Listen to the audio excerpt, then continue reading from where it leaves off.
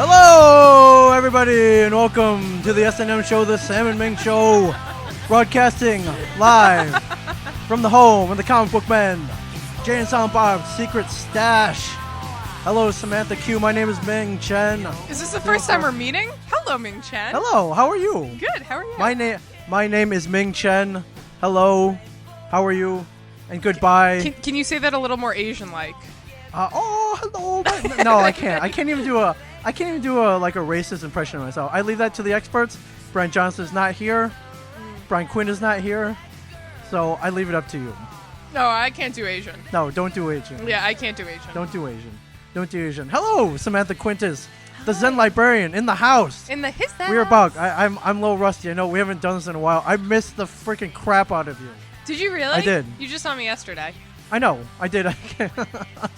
I did. I came in. You conned me into buying a pair of pants. I didn't con you into them. You Yeah, thought you about sorta them for did. like 2 weeks. They looked good on you. They're lie number one. Well, yeah, I'm a salesperson. One. Everything looks good on me, so that goes without saying. I will tell the story that I had you try on 3 different pairs of You pants. did? And for every single one of them, you turned around and showed me your ass. Sure. Well, isn't that the whole point? You know, I don't know if that's something that a guy should be proud of. Like, oh yeah, look at my bubble butt. Like, why not? I don't know. Why are you proud of your bubble butt? Yeah, but I'm a female. Okay. Well, why can't I be proud of mine? I don't know. I was just having this conversation. Why? I don't actually. understand why the double standard. Why the you're so sexist. Why can't I be proud of Well, mine? I was talking about this the other day. Shut up. I squat. I was talking about this the other day, and I said, I resent like boyfriend style jeans for girls. Why? Because and they work for some people. So That's like, all if your you store got, sells, if by you got, the way. if you got like curves, it works for you. But That like is- me, like if I want to wear my boyfriend's pants, my boyfriend is like a swizzle stick thin, so Yes, like he is. his pants are gonna probably look great on me. But like, why are women's pants getting baggier and men's pants getting tighter? I don't know. I'm not okay with that. Like, I'm not okay. I don't I have know. an ass, and I don't want to see the guy I'm dating look better in jeans than me. Well, that's almost impossible. First of all, but that's a compliment. I know it is. My I know it friend. is. And two, who cares? Do you want him to have like a flabby flapjack ass or what? You know? No, absolutely not. So let us have our nice asses too. What's up with that? Whatever. So do I hint some jealousy here, perhaps? What? That, Like, you know, that you just- that you think you have a better ass. No, than I know do? I don't have a better one, but I would, you know, it's not bad though. It's not bad. Comparable. I'm getting there. Couple more. Hashtag modesty over Couple here. more months. Like, I Jesus. run. I work out. When was the last time you went for a run? Okay, it's been a little while, but like 2 weeks. Mm-hmm. It's cold out. Okay, come work out on my treadmill. Really? Yeah. No one is ever there. I could probably bring like a party of 20 in there with me. So you moved into your new apartment. They just opened a fitness center. You're the only one using it. Yeah, except one day I went a little earlier. Usually I go at like 7:30, Okay. 8. So I went at like 5, and I'm running on the treadmill. And this like old, very tiny woman comes in, and she's on the treadmill next to me, and she's like hanging on for dear life, you know, doing her like 2-speed. Right. So I was laughing at her, and then this other woman comes in. And she went over to the bike and was like pedaling away, and then these Right. other 2 women came in and they went Oh, to the so it was a elliptical, party. and then they all left, and I was still running. Like the Oh, entire okay. time that they were there, Well, you beat I them. ran like 6 miles. The entire time that they were there, I was just running. You beat them. Yeah. Congratulations. Well, of I course, mean, they're all older than you by 35 years. Yeah, I was gonna say when I'm on a treadmill and somebody's like running next to me, like it is a race. Okay. Like if I look at the gym and there's like somebody like and they're pushing up the speed, I'm like, well, fuck this. I gotta push up the speed too. Right. So. What I'm looking. Oh, here we go.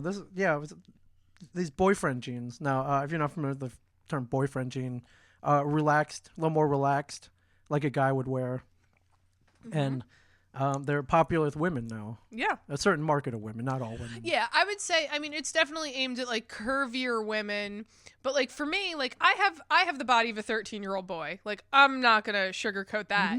So like I have no hips, I have tiny legs, I Right. have like no waist going. Right. My yoga instructor has told me numerous times that I do not have childbearing hips. Why would he? How did that come up?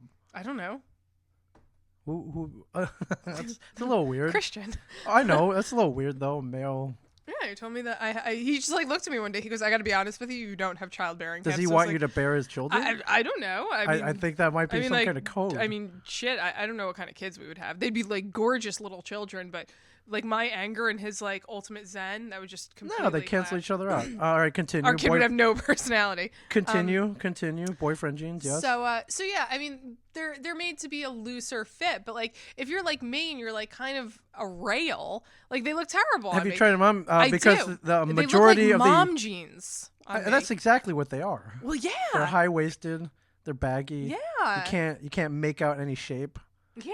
I'm not criticizing them. Like I have an ass. I want to show that off. Okay, well, huzzah to you, my friend. Well, it was funny too because I've one. I've one. I Male, salute that. I highly endorse that. I have one male coworker, and I tried them on when he was there, and he's like older. He's not too old, but he's a little older than me. Okay. He goes, Sam. He goes, those look like something my wife would wear. Those are mom jeans. I think of asses. Woman's ass. Something comes out of me. Is that what he said? No. Because she got a Great ass. Yeah, no, he was just like, I've never seen you in anything but really tight jeans. I was like, and you never will. You never will. Okay. Well, did you? So okay, yeah. I mean, you sell these. Mm-hmm. I mean, did you try them on to so you're more familiar with the product? You Nope. can help sell them. You haven't tried them. You refuse to try them on. No, I tried them on, but I didn't try okay. them on to be better, able to speak of the product. Because Right. like, if I'm selling these things, like shit, I'm not selling those things. Okay. Well, now you have to sell them because it's part of your livelihood. Obviously, I would sell them. Okay. All right. I mean, do you sell a lot of these boyfriend jeans? Because yes and no. I'm looking at the stock here. There's a lot of them here. I'm just saying. You mean you're looking at the stock? Are you on the Eddie Bauer website? I am. We don't have to mention. I don't want you. You're gonna get in trouble. Like really? Yes, I'm not making fun of either. There's it caters to a certain market. Mm-hmm. God bless that market. They're people of all shapes and sizes, and you wear whatever you want. I have seen them actually look pretty good on people. So Yeah. All right. Well, hello everybody. hi. S&M show back after a 2-week-long absence. We'll explain where the hell we were I was working. in a bit. You were still here. I was just working. You were still here, but we are on live. You were listening to us on Tweet the us. Smodco Internet Radio Network. You can tweet us. I am at MingChen37. I have my tweet machine up now. You can ask us anything and everything. It's MINGCHEN 37. And you are at? The Zen Librarian. Not going to Yes. spell it. You don't Never need will. Never start. You don't need to spell it. So welcome back, my friend. How are you? I'm good. I'm right. I'm hungry. I'm finishing eating. So Are you that I'm pulling not... a Brian Johnson? I am. I'm eating on the pod right now, but I'm eating soup right now, which is probably actually worse because there's like a lot of like. Well, what's probably, worse, slurping or? That's good. Except when you came in here and you're like, "Ooh, I'm so hungry." You start slurping it down. You're like, Yeah, it was super. Humming. It was super fucking hot. Yes. Like, let's be serious. And that was a dumb idea. Brian Johnson is a lot of crunching. He likes texture. He likes the crunchy foods. Yeah, so I mean, I He tried likes- to he eat my likes- burrito. He likes to eat. Yeah, I tried to eat my burrito because, especially too, when you're eating a burrito, like Okay. once you start, you can't put it down because then it'll kind of fall apart depending right. on how it's wrapped. So I eat my burrito before, and I'm eating my fantastic black bean soup right now. All right, little plug for our neighbors at Surf Taco. Yeah, their black bean soup is like little plug for our neighbors like at the Surf second Taco. best black bean soup I've ever had. Surf Taco is our second favorite business in this town. Our first, of course, being Jane Silent Bob's Secret Stash, located at 35 Broad Street, Red Bank, New Jersey. So I don't even know where to begin. I don't even know where my outline is. I didn't know where to begin. I'm like completely phoning this one in from home. Like I'm not here. Right Well, no, when you last heard from us, we were podcasting over at Gotham Red Bank, Yes. which is our local speakeasy bar that opened about 3 months ago. We were welcomed there. We like interviewed 50 people. We did, and we were welcomed there with open arms by co-owner Joe Squilaro. So thank you very much, Yes, Joe. thank you, Joe. Set up in this kind of sexy romantic alcove, which it had like a curtain you could pull back and have some privacy. It was like a little makeout area. We didn't make out though. No, we podcasted. Like we verbally made out, I guess, sort of. That sounds It's weird. like I did- weird. That's weird. But we were next to this display case with all kinds of Batman artifacts. You know, that Gotham Batman had the red bat phone from 66 Batman, had a kryptonite ring in there, had a Breaking in the Bat comic book in there. I think there was a tumbler in there. It was pretty cool. And our first remote, really. First time, Yeah. besides your house. Yeah. Which counting doesn't really that. count. Yeah. But yeah, we always talk about alcohol and drinking. So what Yeah. better place to podcast? And we from? actually like talked to people that were around. We talked to our waiter, We did. Colin. which isn't really his real name. I thought his name was Colin. That's not really his name. He kept replying to it, so I thought. I know, nice and I guy. actually think he said it on the air too, like under his breath, like my Yeah. name's not Colin. Yeah. But Right, and I I feel- kind of caught it. So what happened was though, we've gone there a few times. Yeah. He's been our waiter together Yes. a few times, and I am terrible at names. So we get in there, and he's like, "Oh, hey, good to see you," blah blah blah. And I turn to Ming, and I'm like, "Ming, what's his name?" I'm like, "Yeah, and so confidently, Ming is like, I thought his Colin. Name, I thought his name was Colin. So we're calling him Colin. So at the end of the podcast, he's like, "My name's not Colin." I was like, "Are you fucking serious? Like, I thought your name was Colin." He's like, "It's okay. I completely forgot what your is name his too." name? John. John. Okay. But so I told him, I was like, "Listen, I was like, you need to understand that like everyone who listens to our show Yeah. and to me and Ming, you're Colin." Yes. So now I just call him Colin. Yeah. Excellent bartender. Well, listen, we've been drinking. They kept up bringing us Angel's Envy bourbon, Yes. and we drank a lot of bourbon. Yes. And podcasted, and I think it went rather well. Actually, it went so well that when I was away in Dallas at a Walker Stalker Con, I was walking back to my table. I think we had just taken like professional photos.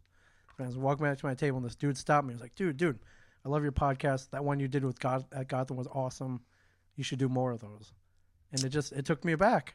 Oh, dude, I was reading this as stopped by a complaint in Dallas. No, not a compliment. I apparently can't read. Yeah, so tonight. dude, if you're listening to this, I think his name was Colin. Oh, it's not. So clearly his name is John. Yeah, his name is John probably from John. Dallas. Thank you for stopping me in that. And I mean, I don't. It's nice. It's nice to hear compliments on Yeah, no, anything you do, but we really like it when people say they listen to the podcast. Yeah. The TV show is great, yeah. but you know, we have our advantage in as much as we're after The Walking Dead. We got Kevin here as well. It's it's kind of like we didn't come up with the idea of comic book men. That was all Kevin Yeah. and AMC. So but really the podcast is something. So really you're just sapping off his teat. What else is new? We're looking at my whole freaking career. That's I true. built this career on ripping off clips, video and audio clips and images from the movie Clerks. That's why I'm sitting here in front of you. It's actually true. Had I not done that, I would be making General Tso's chicken right now that's very true. Actually, for assholes coming into like Ming's house of Chinese food. So thank you, Kevin. Sean at Quicksilver3355 just said, after the last episode, I'm heading to Red Bank to check out Gotham and Broad Street Bakery this What's weekend. Broad Street Bakery? He probably means the Broad Street Donut Company. Oh yes, yeah, the Broad Street Donut That's Company. not Yes. actually in Red Bank. It's a little farther down. Yeah, I was gonna say, despite its name as like Broad Street, it's not Broad Street, Red Bank. Yes. It's actually down in Oakhurst. So if you're going, make sure you. They should open one up here, man. Shit, yeah, Well, they I'd should. be freaking $3.50. They should just open one everywhere a Rook is. They should just be next door because They I should. just Coffee and donuts. Yeah, I follow their pictures and it's always a cup of Rook coffee there. Yeah. Right now the Girl Scout cookies are out right now, and so they've been Fucking doing crack. they've been doing donuts / Yes. Girl Scout cookie mashups, which is Yes. amazing. Their artist, her name is Maria over there. If you ever head over there, ask for Maria. Tell them Sam Ming sent you. Yeah. She's amazing. She's also a fan of the show and Comic Book Man. So freaking triple threat. Thank you, Maria. Yeah. Yeah. Yeah. Yeah. So. Okay. Hey, dude, if you come down to Gotham, dude, I'll buy you a drink. There I'll you buy you go. bourbon if you want. There you go. Or a there's gimlet. there's like a glass of bourbon there that's like $75 or something. Make sure you get that one. Pappy Van Winkle, Yeah. 15-year family reserve. Yeah, make sure you get that one if Ming is buying. They ran out. Well, And that doesn't mean they can't get more. Well, actually, it does. Actually, it does because it's very, very, very. It's extremely difficult to get this Pappy Van Winkle. Speaking of drinking, what are we drinking today? We are drinking now. We haven't done this in a while where we went out and bought beer and podcasted at the same time. Now I was going to the liquor store. I was having like a real long day at work. Okay. So I text Ming and I was like, get beer for tonight. Yes. And then about like a half hour later or like an hour later, Okay. it occurred to me that I just asked you to buy the beer. Yes. So I had to send a second text message to saying- you. Said, get something with a little bite in it, not any of that fruity crap that you like drinking. Why you gotta make fun of my beer selection? Because There's a beer for every taste. Yeah, well, and- not the Sam and Ming show. Okay. Well, We like there's a good beer out there beers. for everybody, and we like good beer. I happen to drink fruity girly beer. Fair enough. So what are we drinking today? We are drinking. This is a beer called Gridlock. Usually it's an IPA. Usually or an India Pale Lager rather. Usually I don't like pale lagers. Okay. And this is a collaboration between our beloved Duke Law Brewing Company from Bel Air, Maryland, Baltimore, Bel Air, Maryland, Yep. and the Mad Fox Brewing Company. Which is apparently right down the road. Yes. And the description here says, Duclaw and Mad Fox combined 40 years of experience and untold hours in I-95 traffic to create this clean, refreshing lager packed with the flavors and aromas of Northwest American hops. Pop the top and... Escape the rat race. Yes. So I saw this, and anything new that Duclaw Well, it comes was out funny with. too, because then I was actually going to send you like a follow-up message. I was going to say, actually, just get something by Duclaw. Yeah. And you read my mind, so Okay. that's good. It was between this and there's an IPA called... Actually, there's a double IPA, I believe, called Serum, and another one called Hellraiser. Yeah, we've had Hellraiser. Yeah. Yeah. But Gridlock. Yeah, Gridlock. What do you think? I like it, actually. It is very good. I like it. It's not my favorite.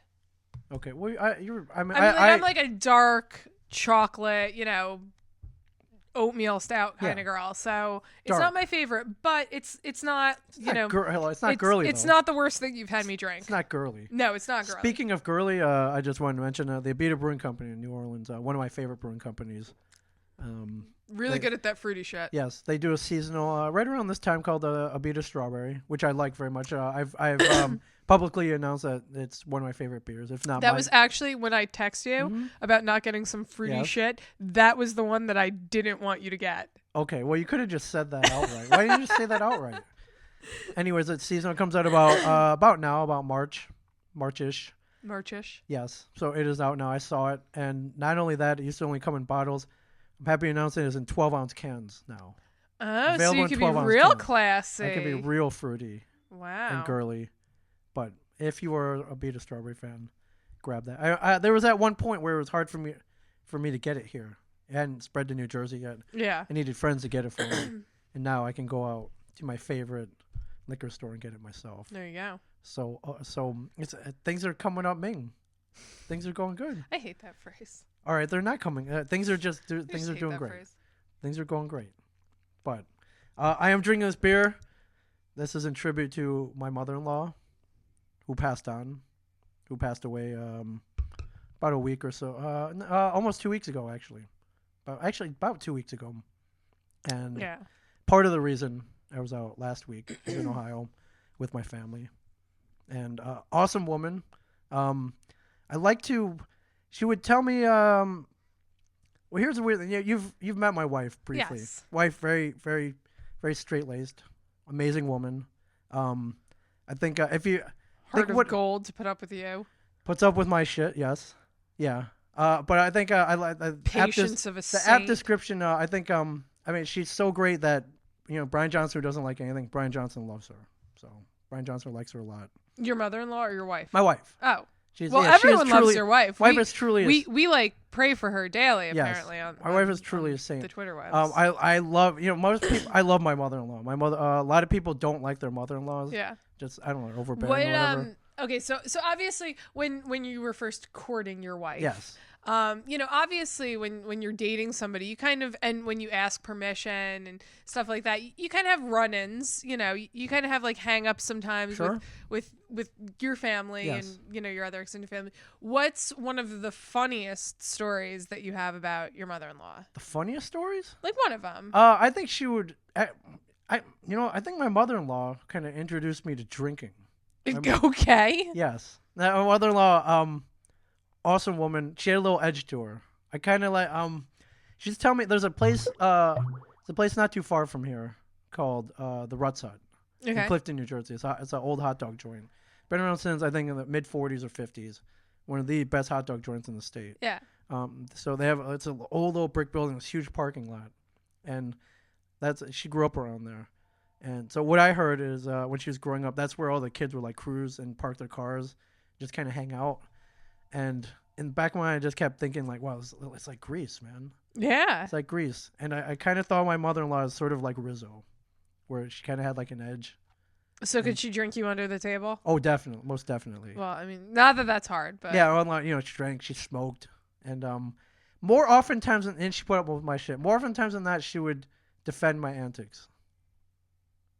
So she was not a hashtag pray for Debbie. No, fan. no, she probably no, she could, she didn't, but she could probably punch me in the face. if she wanted to. Okay. Yes, but hell of a woman. Welcomed me with open arms from the very beginning, and cooked a hell of a meal, and threw hell of awesome birthday parties, and loaded me up with Christmas gifts that were far better than the ones my own parents gave me. Aw. My mom gave me my first cell phone, if you can believe it. Really? Yeah, and I've been dating my wife for maybe a year or two. She probably got you the cell phone so that you can call your wife and tell her where you weren't Where the gonna hell be I there. was? Yeah, exactly. Yeah, you know what? Maybe I think she saw the future. Yeah, she did. Yeah, I've been dating my wife for a year or two, and I went over Christmas.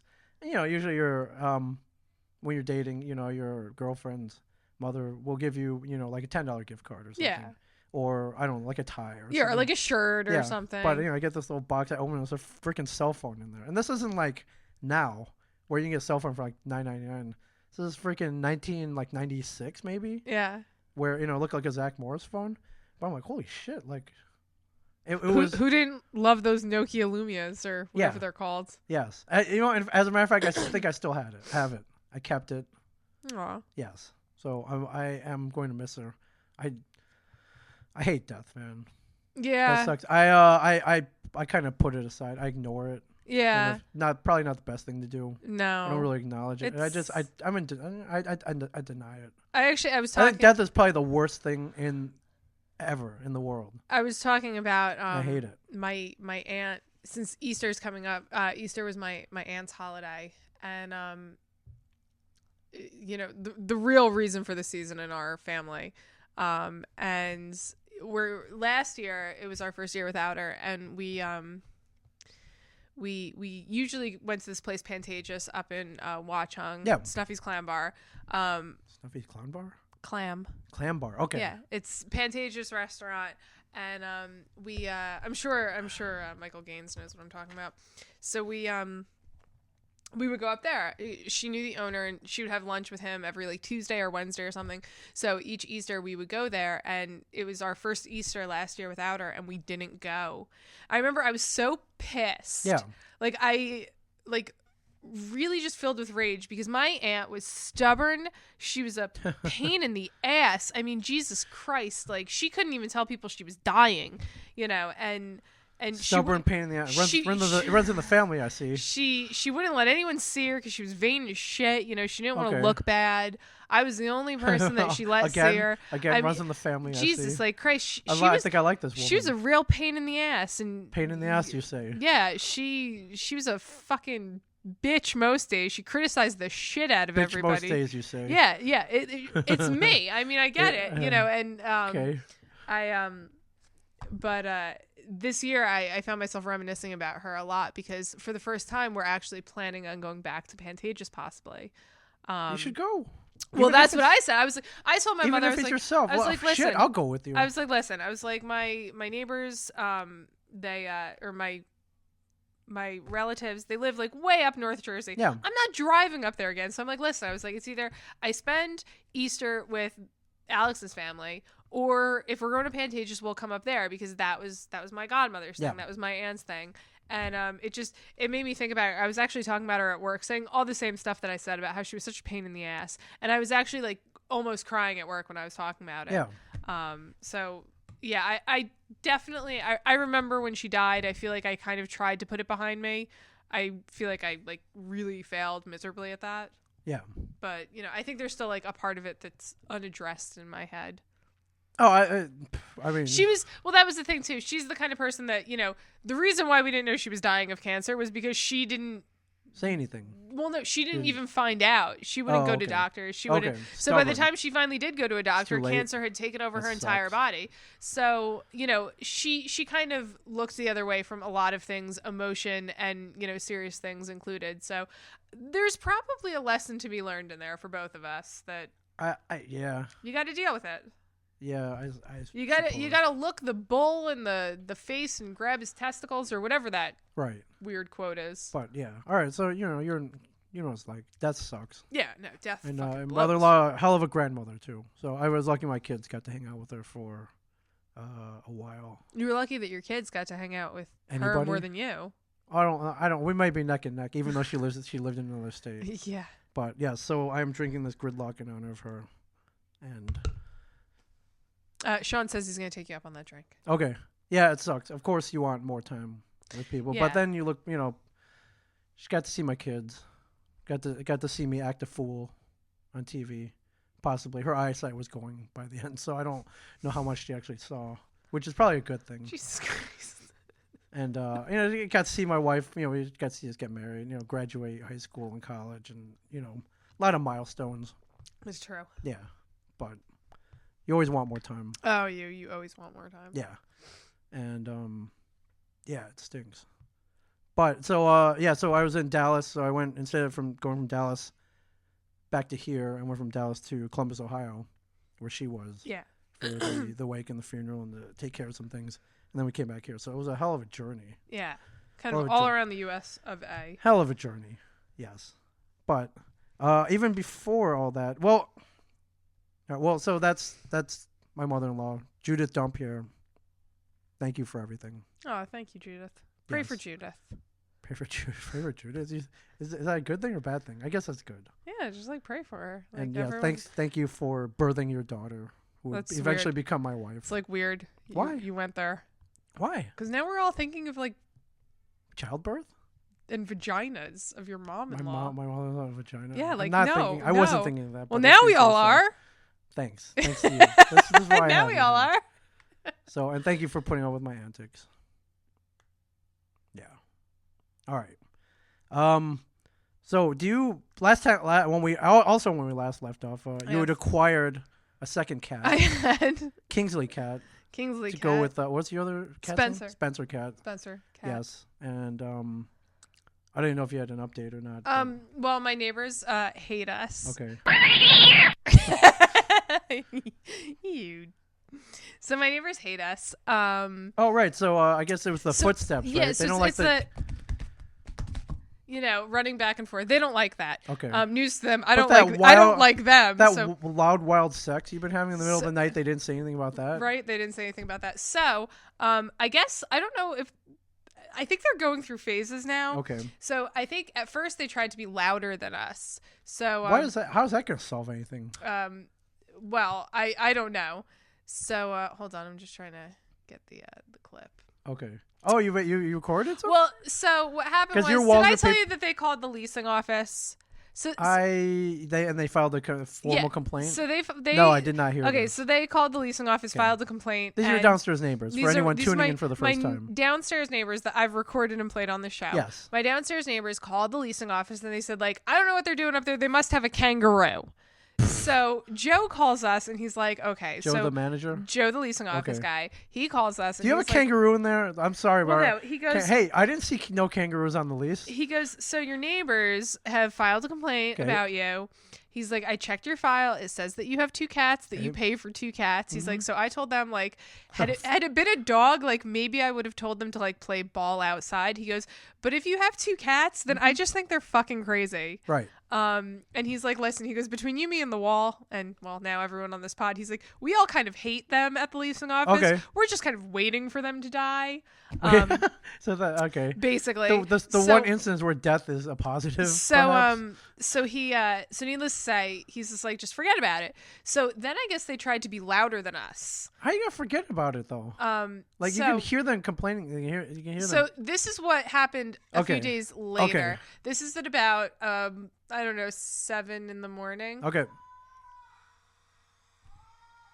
That's sitting on my couch in my bed. I could The hear. hell- what? They're watching TV. Sounds like they're fucking. Oh yeah, no, they're not Are fucking. you sure? She's watching TV. Are you sure? Yeah, I'm How sure. how sure are you? I could hear the TV. Oh God, I hear groaning and moaning, my friend. So needless to say, I actually just sat there in my bedroom, and then I sat there on the couch, and I recorded about an hour. I just Okay. sat there reading a book, holding the phone, and Yeah. recording it. You have an hour of this? Yeah, I have just minutes upon minutes of her So just they're not- fucking screaming. So they're not banging. I guess they're too old for that. That's them. So yelling at the that was TV? them trying to be louder than us. Now, they've entered into. Well, then we heard them talking about how he called the state police and he filed a complaint about us with the state police that he wants. Saying what? He wants them to investigate our apartment for what's really going on upstairs. And we can hear all this because he's saying it out loud. So he wants an investigation, and he's upset that he hasn't heard back from the state police yet. And apparently it costs money to file a complaint with them. Right, so he wants his money back. Right. So needless to say, the state police can be showing up at my doorstep any day of the week now. They can't come in without a warrant. And then I guess he got wise to the fact that now Alex is listening and I'm listening. So now they're not saying anything. Now, literally, yesterday, from the minute they woke up to the minute they went to sleep, I didn't hear them talk to each other once. So they're whispering like they're being bugged. Yeah, which is what we do now. Like, we're whispering. We walk on our tippy toes. We don't want them to know where in the house we're listening. So yeah, it's about as terrible as it could fucking be. So it's causing so much stress in my relationship. You're playing like a game, though. I'm not even kidding. It's causing so much stress in my relationship. Man. Like, you should be... So, well, I told, obviously Alex is like going crazy now. So I told him, I was like, listen, I was like, we filed a complaint. Yeah. The leasing office got back to us. Right. They told us like, whatever, we don't have to worry about it. Okay. So needless to say, I told the leasing office basically, I was like, listen, you know, obviously this is like a noise thing, but the minute they start banging on their ceiling again with a broom, that becomes a harassment complaint in my eyes. And that is going to be a completely different thing because I'm not even going to go to the leasing office. That's not I'm going to walk my fucking ass down my steps and knock on their door until they fucking answer it. And then they're going to see like the Portuguese Quintus side of me, and I'm going to have like Vaseline on my forehead. So if they punch me, like it slides right off. What's that? I've never heard of that. It's going to be like fucking J-Lo and Enough. It's going to be serious shit. And J-Lo and Enough. It's going to be like serious. I'm going to wrap some fucking like rings on my fingers. What's that line from? I was like, what are you going to do? I'm going to fight back. Or something like that. Isn't it something like that? Yeah, exactly. So it's going to get like serious. J-Lo and Enough. Oh my God. That's a great poll, my friend. Holy crap. It's going to be like J-Lo and Enough. I'm going to be like, yeah. Okay. All right. Fair enough. So needless to say, it's about as terrible as we can get now. All right. Well, I thought you had it bad. But then on my drive back from Ohio, I heard a radio story about this is I believe in the early to mid 90s. A couple of dudes moved into an apartment in San Francisco. Okay. This big pink building, and when they got there, they discovered that their neighbors were much like yours. They like to yell at each other. Two old dudes. Okay. And their walls were paper thin, and they started recording them. And it got to be the point where these recordings were so comical enough that they put them out. They released them as a series of albums. Can you actually do that? Isn't that like against the law to record your neighbors? I think it's San Francisco. You can do whatever the hell you want. Fair enough. So the title of the album is called "Shut Up, Little Man," which is what one of them would always calls the other one. So I have a little clip here for you. You think you had it bad, so listen to this. What I think is that Peter Haskett is a lying son of a bitch. I have never tried to hurt anybody on earth except that fucking goddamn queer cocksucker. You're right. Time to go to bed. I have tried to hurt you, you queer motherfucker. Yeah, we knew. I knew you'd come to that. It's time for you to go to bed. Us decent people, we like normal people. We don't like fucking queer. It is time for you to go to bed. And you are a queer piece of shit. And I despise queers. All queers. And that means you. I like normal human beings. I do not like fucking You'll be queers. lucky to have a place to live when you come back here. You fuck with my fucking place, you cocksucker! I'll tell you what, it'll cost you more fucking money than you even knew. Go to bed. Because I'm telling you, I've already put this in the hands of a lawyer. Very good. Go ahead. Go ahead and fuck with my stuff, you dirty cocksuckers. I'm not. You I'm fuck. fuck with your You stuff. dirty cocksucker. You trying to give me pants of yours? Tony, you're trying to give pants to Tony? Nobody'd wear your shit. I didn't try to get no It's fucking no good. pants, Tony. Hey, Tony, can you wear a pair of fucking shirts? All right, so you get the gist. Like, this is literally them recording in their own apartment. This is how loud it is. Okay. That they can make out this clear. There's gotta be like some kind of bug in these people's apartment. Like, Jesus. That was loud. Can you imagine that? That's how loud it is. So it's a gay guy living with a straight guy. We really don't know. Okay. I think there's. Yeah, I don't know.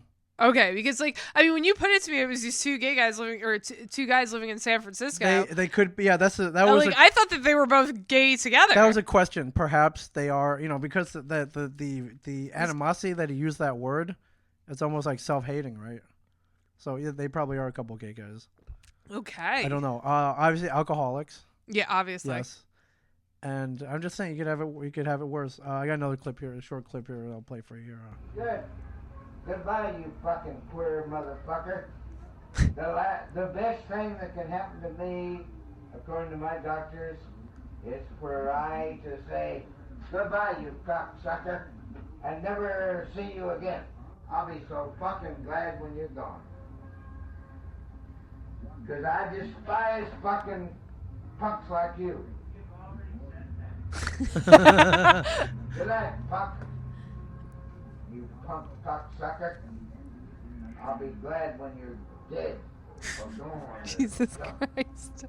Because you ain't a human being. You ain't a human being, you fucking... Don't call me good night, you cocksucker. I am saying, why do you keep screeching? Shut your fucking mouth! My God, this is terrible. It is, but this is like Shut your fucking mouth, you fucking freaking... this is like every night is like this. So much so that they recorded it. They took the best clips, put them into like a series of CDs called "Shut Up, Little Man," and then I believe it was maybe last year or a couple years. They made a documentary, which I haven't seen yet, but it's out there called "Shut Up, Little Man." Okay, well, I definitely feel better about I'm my just saying. neighbors. I'm just saying. You think you had it bad? These guys had it worse. I just like love the way he's like clearly just talking to himself. Yes. I Yeah. mean, like that's The other one's just baiting him. Just baiting him. like baiting him. that's the thing with our neighbors. They fight with each other. When she's not home, he doesn't talk though. So like he's yelling at the TV when she's there, but it's almost like for her viewing enjoy, or like he's trying to show off for her. Like Okay. I'm a big tough man. I could yell at my fucking flat screen TV. Right. But when she's not there, he's not Nothing. yelling at the TV. It's for attention. So like I don't know either. Like I know like obviously he's the complainer. He's always complaining loudly. But like I think she eggs him on. So Okay. there was one day when the cats were running back and forth and I could hear her saying like, what's going on up there? And then when we walked down the steps, we went like out to get food Yeah. or something. We were walking down the steps. Obviously you could hear our footsteps and she Right. goes, "More noise." So I think Meaning- like she's irrational and Okay. he's angry. Right. And together, like, I don't know who's worse. Okay. If, like, she's worse because of him, or if he's worse because of Right. her, or who's who. I don't know. All I know is we've lived there how many months now. I've walked by him a few times when I'm bringing out the garbage. Like, Yeah. never hello, never like, Okay, you're, so you're the fucking bitch that lives You're upstairs. the bitch in 4B. And, like, I know that they see me because they've commented on things that I wear. What do you mean? Like I'll Like, be how so? I'll be like walking up the steps. Like, whoa, did you check out her ass today? Like, No, yeah. like I'll be walking in or Holy something. shit. And like I'll hear her say something about like, oh, she's wearing heels, probably so she could stomp up the stairs, and then like I'll start really stomping up the Right. fucking stairs. Oh, so it's more So, of a like- comment how much noise in Yeah, relation to how so much. like she'll look out the window and see me coming or going. Right. They commented when my car was in the shop this week, I was using Alex's truck Right. Mm-hmm. and Alex was using his mother's, and they were commenting about what kind of profession Alex has because he always has different cars in front of the house. Okay, what was the speculation? So they didn't say. Oh, okay. So clearly, that's probably why they want investigation. Clearly, Sure. my boyfriend and I are dealing drugs from our apartment. Right, if you're anyone making wants meth any. up Yeah. there. So clearly, Samantha like Walter White. clearly they don't know what like rental cars are or like loaner cars. So All you know, right, not everyone is familiar with that concept, so that's well, whatever. All right. Well, I'm sorry. So needless to say, I'm anticipating. I don't know, by like 2 months from now, we're gonna have to kill one of them. I don't know. Okay. Or the police are gonna arrest I me and my guess- boyfriend for what? I don't know, footsteps in the house. What a pain in the ass, man. Yeah, it's terrible. Wow. All right. Well, good luck to you on that. Thank Keep you. us updated. At least it's good for the pod. It's good pod stories. Well, that's the thing too. Like Alex is getting pissed at them and getting like super angry, and I'm like, listen, I was like, I view this as like just something I could talk about on the pod. Sure. I don't really mind them so much as I used to. Yes. I find it a little funnier now that we're actually pissing them off because it's like, well, ha ha. Like, I'm pissing you off and you can't live with it, but you're pissing me off and I'm making laughs about it. So, Right. Fuck you. All right. Well, all right, to your neighbor's asshole and fat bitch. Keep on keeping on. Keep on trucking. Yeah. And keep us updated on your situation. I will. And so have they ever? Could they even make it up your stairs if they wanted to do Who knows? something? I've thought numerous times that like They seem so geriatric. they would and- walk up the steps and like knock on the door, but they Right. never do. So I don't know. Yeah, and they haven't. I mean, I guess they called for an investigation, but they haven't flat out called the cops yet. I guess not. I mean, Lord only knows what these people do, but like really, like what's their noise complaint that we have cats? Right. Like what police Whoa. station is going to take them seriously? Right. It's like, whoa, that's. Can you imagine? You call. Seriously, like my neighbor's cats are being too loud. Can I just tell My you, neighbor's like, cats are being too loud. if the Eatontown cops show up at my fucking Yeah. door or the state police, like I'm moving out of Eatontown or New Jersey, like I'm immediately. like, this is what I'm giving my tax dollars Yeah, for. if they don't have other crimes to worry about, they have to come and investigate my 2 fucking under 10-pound cats. Yeah. Then we got some fucking problems. Right. All right. Well, I'm sorry that happened to you. I'm sorry, this is happening to you. Yeah, it's okay. But you of all people, too. It's either you. It's either you or Brian Johnson having problems with your neighbor. Like Brian's having so much problems with his neighbors that he's moving out. He got fed up. He's out. Any number of things. He listens to Tell Him Steve Dave for the recap. One called Child Services on him because he did it first, but with good reason. And his woman was stalking. He had a stalker. His woman was stalking him. All kinds of crazy. Jesus Christ. Kind of crazy. He went and bought a bunch of drop cams so he could, monitor them outside, so he could record her in case she tried to bust in or something. It's really crazy. Jesus Christ. But it's like, I mean, out of all 4 of us, I'm pretty laid back. Yeah. While Mike, we're pretty laid back. All 4, it has to happen to him, right? Yeah, it does. And then out of you and me, it's gotta happen. It's gotta be me. I mean, I have neighbors in close proximity, but Yeah. they're pretty cool. They're pretty cool. Yeah, one I don't even hear from, and the other, the other one's great. So Yeah, so needless to say, Alex is already looking at new apartment complexes. are you able to break your lease like that? No, we can't. I guess like if it was a thing of harassment, we probably Okay. could. But like I told Alex, like, listen, I don't want to move. Like I like where we are. I know your place is like, great. I love it. Yeah, like I think like it's where great. we are. There was a place that we looked at. And who's to say when you do that, it's not going to be even worse or happen again? There was a place that we looked at in West End that I Okay. really liked, and it had a huge balcony. I know Alex really liked it, and I told him, I was like, listen, I was like, for what we're paying for the cats Yes. to live with us and like the heat and stuff here, I was like, we probably can move into this place in West End. I was like, maybe when it's closer to the time that our lease is up, we could live there. You just moved in there. The original reason just moved in. The original reason that we didn't go with it in the first place is because the couch wouldn't have fit. But now we have a Okay. different couch, so it doesn't actually matter anymore. Right. So I told him, I It's was like, just- listen, I was God. like, we could look at that for next year. Like we'll have the balcony then for the summer next year. It's such a crapshoot, though. Yeah. I mean, you don't know. You don't know what your new neighbors would be like. I Nope. mean, No, even if don't. you move into like a real nice place, you don't know. Exactly. So I told him, I was like, listen, I was like, we don't need to move it right now. Yeah. So Well, maybe one of them will, just kind of die.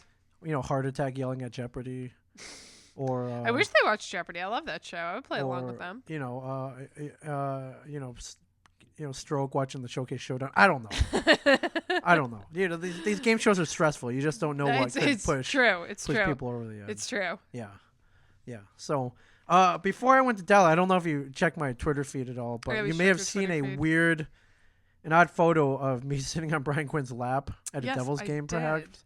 And perhaps you were looking at that photo going, what the hell is going on here? I Or would've- maybe you didn't. Maybe I it's a part would of have the been course. maybe, but you told me where you were, so Yeah, so a couple weeks ago, I want to throw out a public thank you to Brian Quinn. Him and James Murray from Practical Jokers were invited up to the Devils game to live tweet at the game. And he extended his invite to me there you to go to the game. And I don't know if you remember, it was so long ago, but it started snowing very heavily that day. Yes. And I had no thoughts of bailing, but it was pretty bad. So bad, so much so that when I got to the game, I looked in the crowd. looked like there were like maybe 2,000 people there. Oh no, that's actually just a Devils No, game. yeah, you're probably right. Yeah, no, that's You're probably right. That's just a Devils game. No one ever goes there to watch them because, well, Yeah, no, boring. I used to have some pretty awesome seats at the Devils game. Kevin bought a pair of club seats for me for my birthday a number of years ago, and he was able to do that because he was writing the movie Hit Somebody, hockey related. So he was able to use this as a work expense. But this is a pretty big work expense. yeah. But I remember he texted me or called me. He's like, "Hey, I got you season ticket. Happy birthday!" I was like, "Holy crap, man! This There you is go. it's a pretty high end birthday present." It's like, God bless Kevin Smith. Too bad it was for the Devils. It was the year where it was the first year they didn't make the playoffs in a long time. Oh, is this? So you're the yes. jinx. I'm the jinx. So I was actually gonna say I had who was it? I believe it was the 2010-2011 season, if I'm not mistaken. Hang on a sec. Was when I had those sweet ass season tickets in the club section. I was 10 rows behind the Devils bench. At WAG Unit said he sent me a picture of he tweeted at me of how the Boston Bruins are not going to be making the wild card. Okay. And he said, he goes, I believe this is karma for ragging on the Devils a few weeks ago on the S&M show. Okay. To which I responded, no. Every team has sucky years. The Devils have more than most. Not really, but So needless to say, I have actually gotten a lot of people texting me about how the Boston Bruins are not going to the playoffs.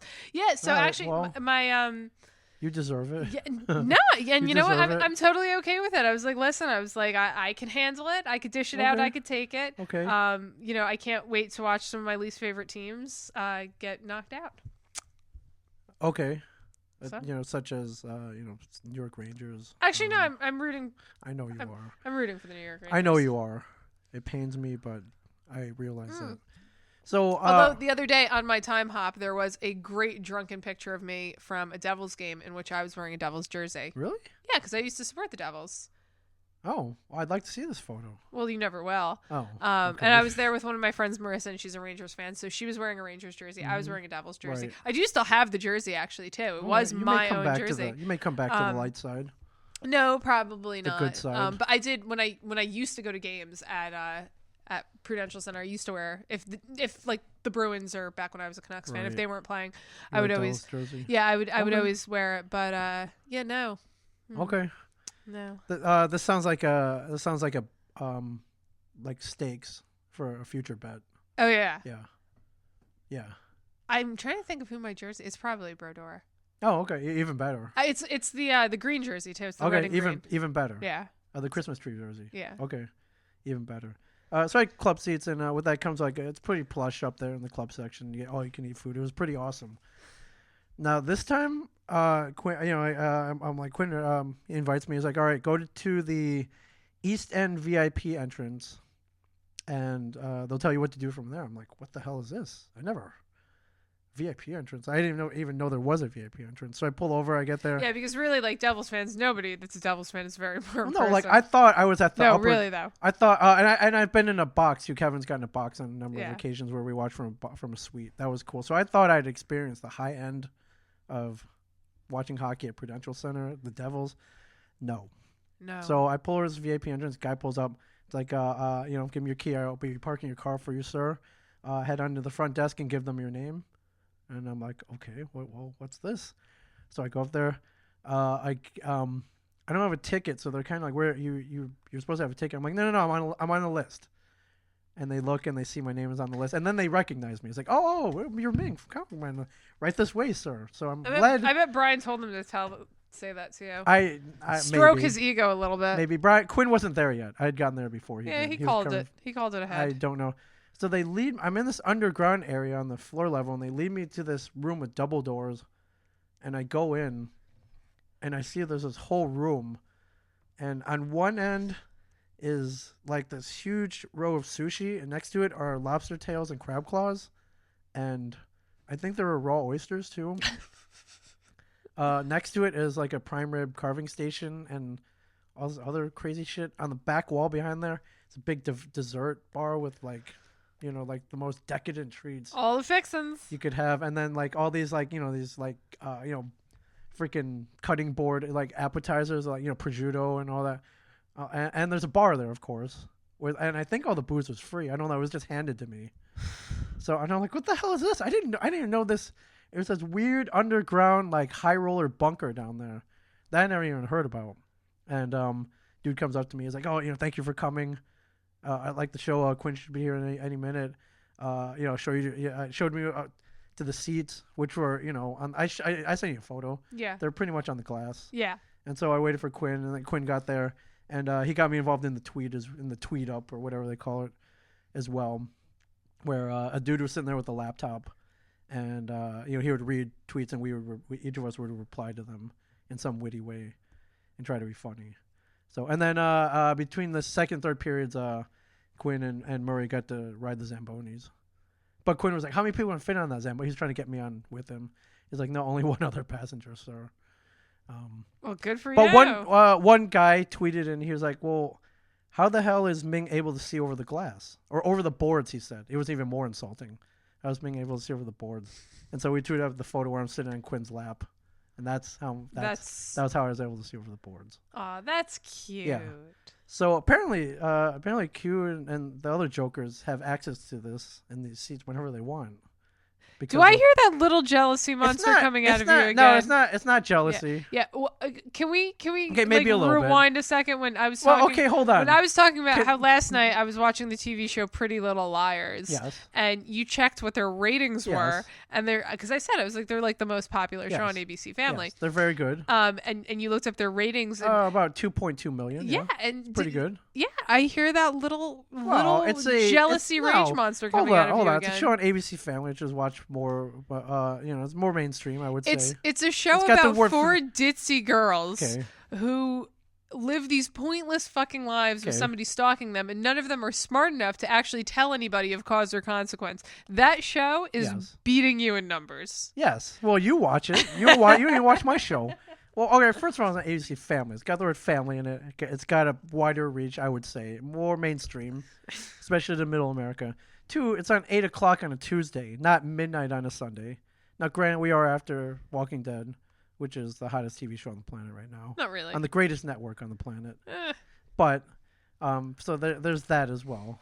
And that's all I can say. Rage monster. I heard that little jealousy. No, shoot, man. I am happy to have half their ratings. I hear your little jealous monster. I'm happy to have half their ratings. I hear it when you're talking about the Jokers as well. I don't. Sure, of course, I would like my own. I would be at every game. Fed access. I would tweet that. I would do whatever promo they wanted me to.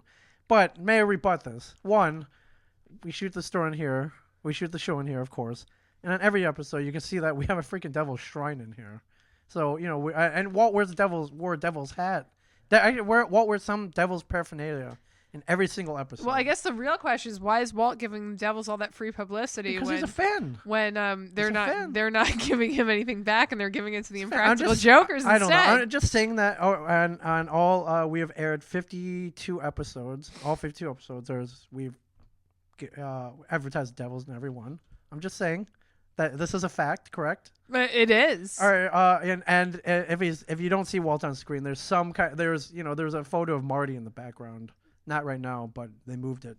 But there's a devil's cup back. There's a statue of Marty holding up a cup in the background back there as well. I'm just saying. And then if you flip the camera over toward the door, there's a devil's shrine over there. I'm just saying. And we are located in New Jersey. So, of course, most people are Rangers fans. We support Jersey's only professional sports team. That's all I'm saying. 2 for yeah. What do you mean We are Jersey's only professional sports team. They're not they're the New York Red Bulls, aren't they? Right. Ooh. Which play in Jersey.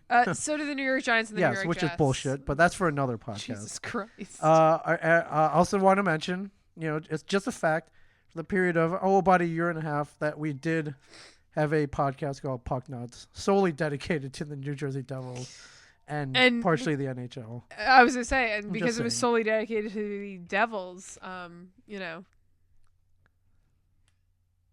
What?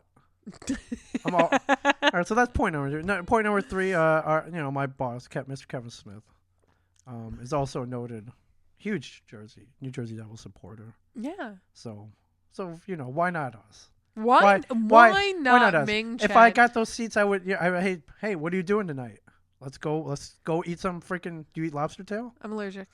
Oh shit. Okay. Well, sushi. Do you eat sushi?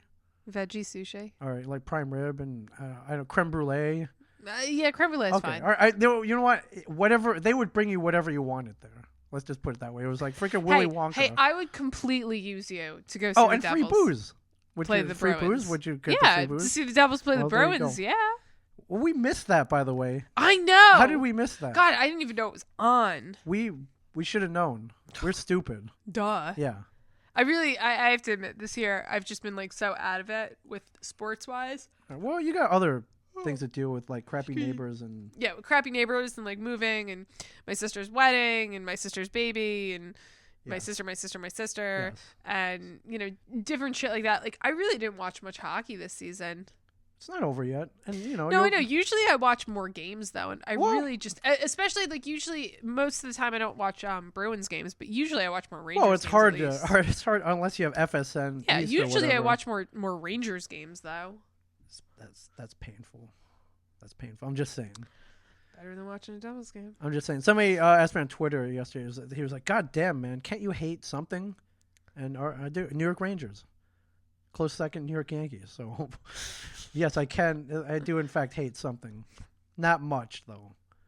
There Not you go. much. I tend to feel that life is pretty damn good. So I don't have to hate everything like some people do. So you want to talk about Dallas? I do, but before we do that, it is 7 o'clock. Would you mind if I made a phone call? Sure. All right, let's see if Jesus this Christ. works out here. Lower. Oh, It's fucking loud as shit. we want it to be loud. Let's see if this works out. And if not, we can talk about Dallas. I just want to say, 7 o'clock on the dot. It is. I know. I might have to call back. Come on, pick up. All right. Let's go one more ring here. You have reached the voice. All right, we don't. All right. Jesus Anyways. Christ. All right, sorry, I blew your ears out. Yeah, you did. So talk about Dallas. Dallas, Dallas. Texas. Yes. Yes, we went out there for our beloved Walker Stalker Con, which, if you're not familiar with that, it's a Ming's way of trying to get on the cast of The Walking Dead. in a way, sure. But It's- they'll it's- have to kill Glenn for you, know to what? be on the It's- show, it's- if you- and we're not ready for that if scene you yet. if you can't be on The Walking Dead, it's the next best thing because you're basically hanging out with the whole cast. It's like being on The Walking Dead. That's true. It is a horror sci-fi convention which revolves mainly around The Walking Dead TV show, and the main hook is they get about 90% of past and current cast members. Yeah. So if you're any fan of the show, it's pretty cool because you get to see the cast members in the flesh, and not only the cast members, but most cons are attended by Greg Nicotero, who runs K&B Effects, which does all the zombie makeup. He's directed some of the episodes. He's directed probably the best episodes, Yeah. and he's just a cool all around guy. So I mean, not only that, you get to see the people who create the show as well, and so this is my third one this year. Did previous ones in San Francisco and Chicago. And I freaking love them. As a fan of the show, I love them. I'm a fan of the convention. I'm a fan of the people who run. Like they have a core team of people Yeah. who come in and run the convention. I'm a huge fan of them. They really make you feel like a family. Yeah. So I love going to these cons. And and so I know other people out there say, well, you're not The Walking Dead. Like, what the hell are you guys doing there? Well, we have the honored privilege of coming on after The Walking Dead, and thus we get to ride The Walking Dead's coattails Exactly. yet again, Yet again. which is not a bad place to It's be not at a bad all. place to be. At all. So the last two I did by myself. This one, all three of us. Brian Johnson, Mike Zapsik, me heading down to Dallas. Oh, you for this finally one. figured you'd share the wealth with everyone else? I will always share the wealth. They didn't come to the other ones. It was their choice. It wasn't my choice. Yeah, go on. It was their choice. So, anyways, so you were asking, did Brian make it? He has a tendency to miss conventions. Brian made it. Brian made it. Congratulations to Brian. He was as enthusiastic as you can expect him to be, which was pretty pretty good. He showed up. So Shut up. He was on time, and we met a lot of great fans. It's cool. A lot of Tell 'em Steve Dave fans come out. So I mean, it's a pretty cool venue For him to be at. Yeah, because like I tell people, if you like the show, freaking love you if you love the show. But if you come up and say you listen to the podcast, Yeah. and you can quote certain moments, and So what, and- you have to be able to quote certain moments? So like you put them No. for a quiz. So they come up and they're like, "Me and Hey. Chet, I love your podcast." You're like, "Okay, well I have these 5 questions for you." Yes. What did I get tattooed on my body? Yeah, exactly. Yes. Hold on. All right, I have a request to make this call again. Okay. So we'll get back to Dallas. Don't you worry. I'm not worried. Don't you worry. I'm not I worried. got all kinds of stuff going on here. I'm not worried. Got all kinds of stuff going on here. Don't worry. So Be happy. yes, don't worry. Be happy. Hello. Hello. Hello, everybody. Hello. On the phone right now, all the way from Los Angeles, California. Everybody, Samantha Aurelio, Grammy-nominated singer-songwriter. Hello, my friend. How are you? I'm so good. How are you? I'm doing great. It is amazing to hear from you. What's the weather like out there? It's better than here? That's yes. Oh my gosh, you're breaking up. Oh, sorry. Give us the weather report, Samantha. Oh, it's like 95. Oh my god, it's so hot outside. Are you serious? It's 95 like degrees? 90 and sunny and warm, and I'm suntan on my left arm because I've been driving. Oh, you got like the So I'm way more tan on my left side. you got like the trucker tan, the truck driver tan. Yeah, I'm working that trucker tan. Absolutely. Dude, 90 degrees. I just hate you so much right now. It's like not even okay. Who's jealous now? Oh, fuck you. Oh, Jesus Christ. I'm jealous about real things. You're jealous about fake things. yeah. As you Oh can, my goodness. as you can see, Sam, the friendship between me and Quintus here is alive and well. Hello, Alive and well. Sam. Yes. Hi. She's angry at me, isn't she? No, I was drinking. Yes, she's drinking. Oh. She's boozing it up. Yeah, I'm boozing it up. I can't tell the difference drinking Yeah, and anger. it's true. It's Yes. true. Now, It's a fine line. when we last Super fine line. left off All right. on our tale with Sam Aurelio, she was working on her next album, Mm. and that was back in September, late September, I believe. Yeah. And then I believe we talked again around Thanksgiving, where you were really, really like in the depths of working on the album. And Yeah. I'm calling now It was because quite the process. I'm calling now because about 4 or 5, almost 6 months later, the album is just about complete.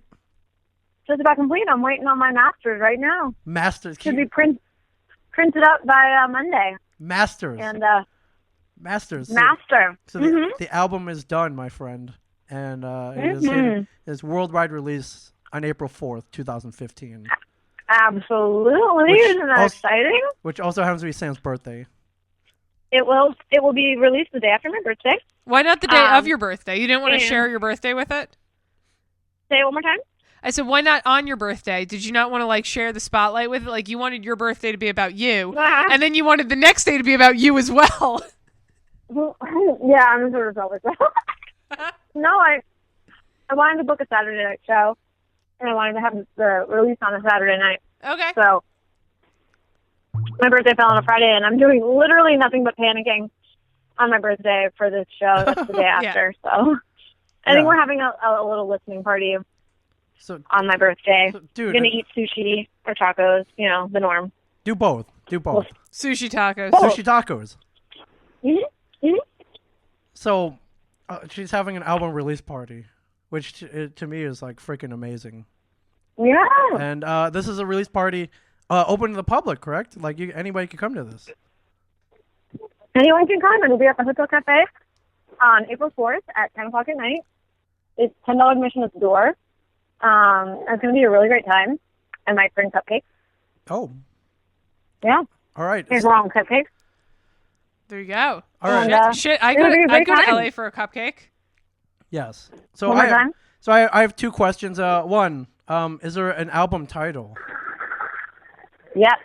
The album is called Stepping Stones. Stepping Stones. It is a precursor to a full length. So this will be an EP.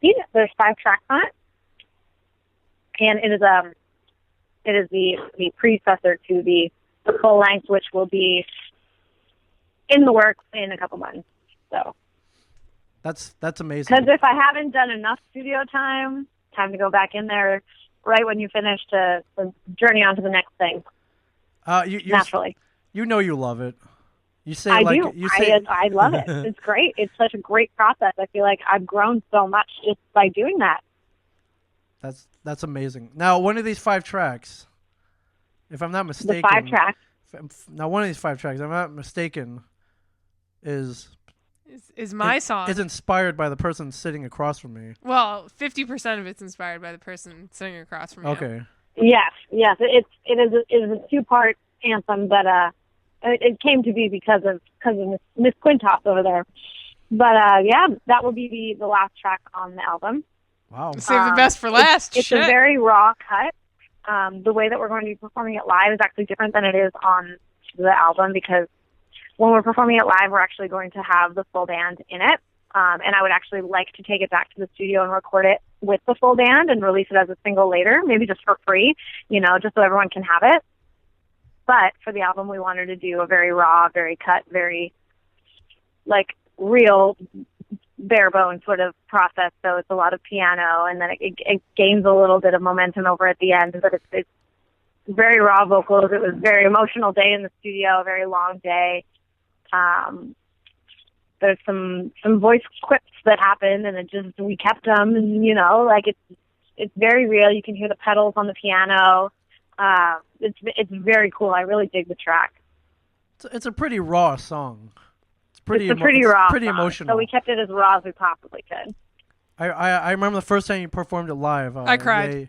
Well, you weren't the only one crying. I cried. I'm gonna be straight up honest. That was the first time that my current boyfriend and I went out. I invited him to Sam's show. Yes. And I don't think he understood what was going on, because all he knew was that he was there with this girl who invited him, and here she was. This other girl is singing on stage that obviously we're friends, but I'm crying my eyes out, and he doesn't know what to do.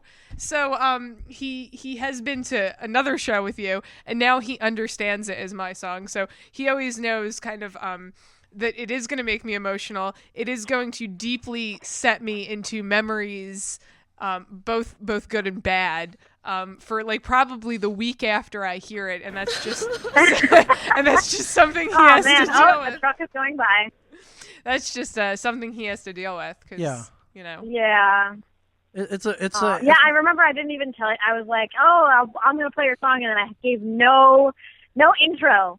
Yeah, you just busted it out. And as soon as you started, I knew it was for me. And it's one of those amazing things, because how many people in this world can say that they have a song written about them? Well, probably a lot. Probably a lot of weird emo kids writing songs for their weird emo girlfriends and shit like that. But how many people can actually say that they have a beautiful piece of art dedicated to them? Yes. Not many. Not many at my all. Friend. It would not have come into existence if it were not for you, my dear. Yes.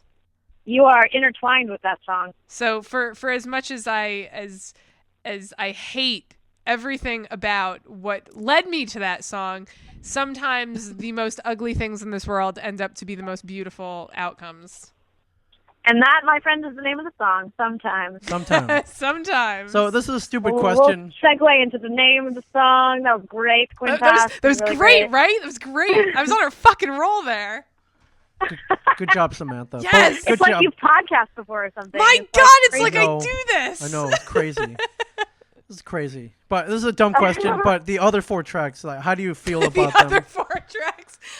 The whole EP you should change the name of it. It should just be called The Other 4 Tracks. It's not called the other 4.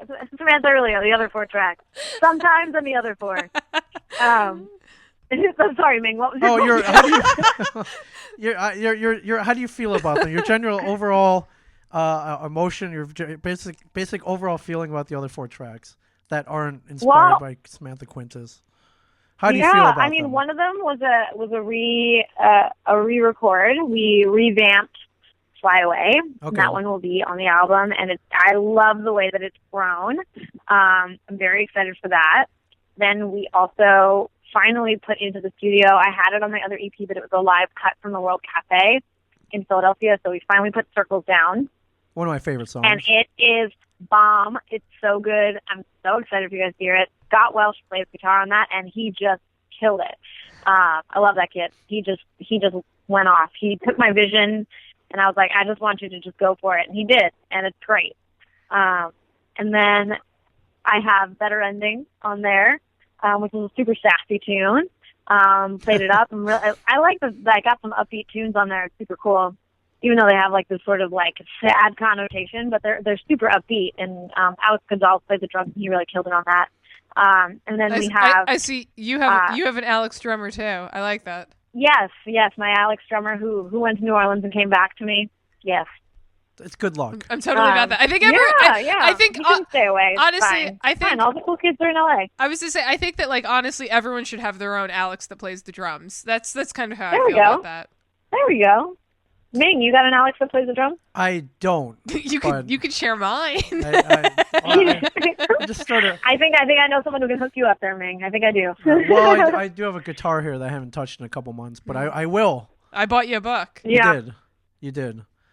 So this album comes out. And then the last track, let me just tell you about, is actually a song I wrote out here in LA with a friend of mine, another Alex, female Alex. We wrote this song, and it actually turned out to be one of my favorites on the album, and it's called These Walls. And we did it as a trio.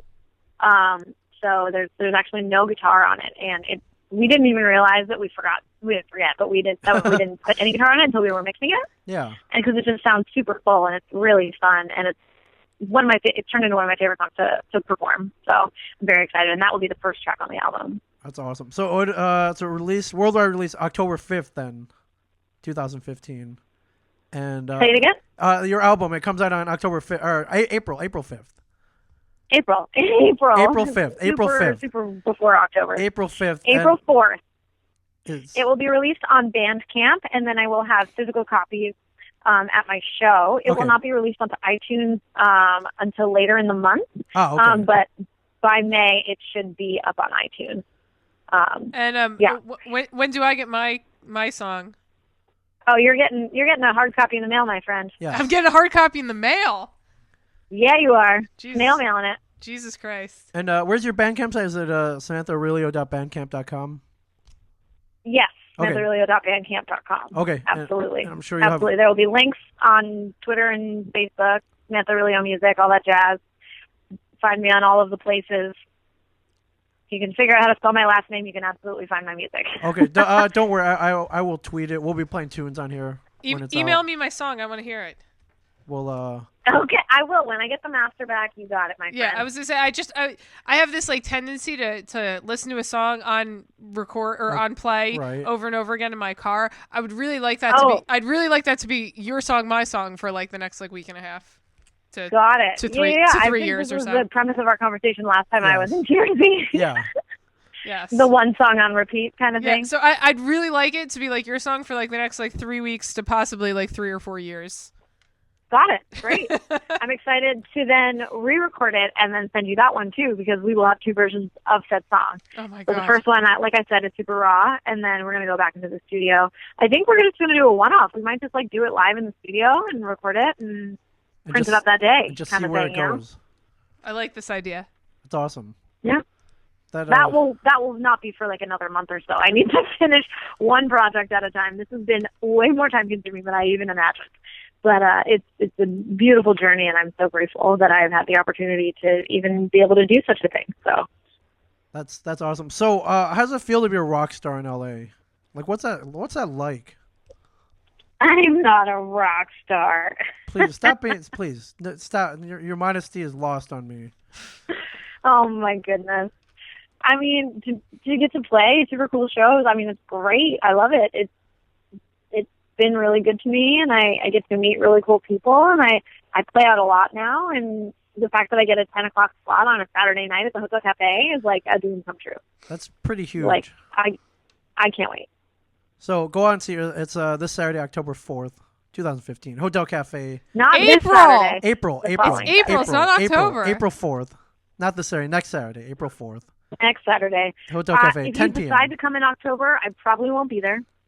But if you come in April, Okay. totally be there. All right. I'm sorry. I might be there all night. We'll go get a drink. It'll be great.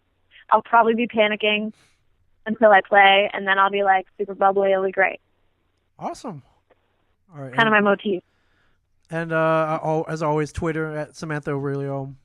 Yes, Twitter at Samantha Aurelio. Facebook, Samantha Instagram at Samantha Aurelio. Facebook, Samantha Aurelio Music. All that jazz. Like I said, if you figure out how to spell my last name, you could probably find me on all of the interwebs. And if you can't, I'll spell it for you because that's what we're here for. Good old Ming. Yes. Awesome. Well, I wish I could be there. But you'll have. I wish you could too. You will have support from home. I hear. So you'll be well represented from the East Coast. Yes, I have some East Coasters coming my way, and I'm super excited about it.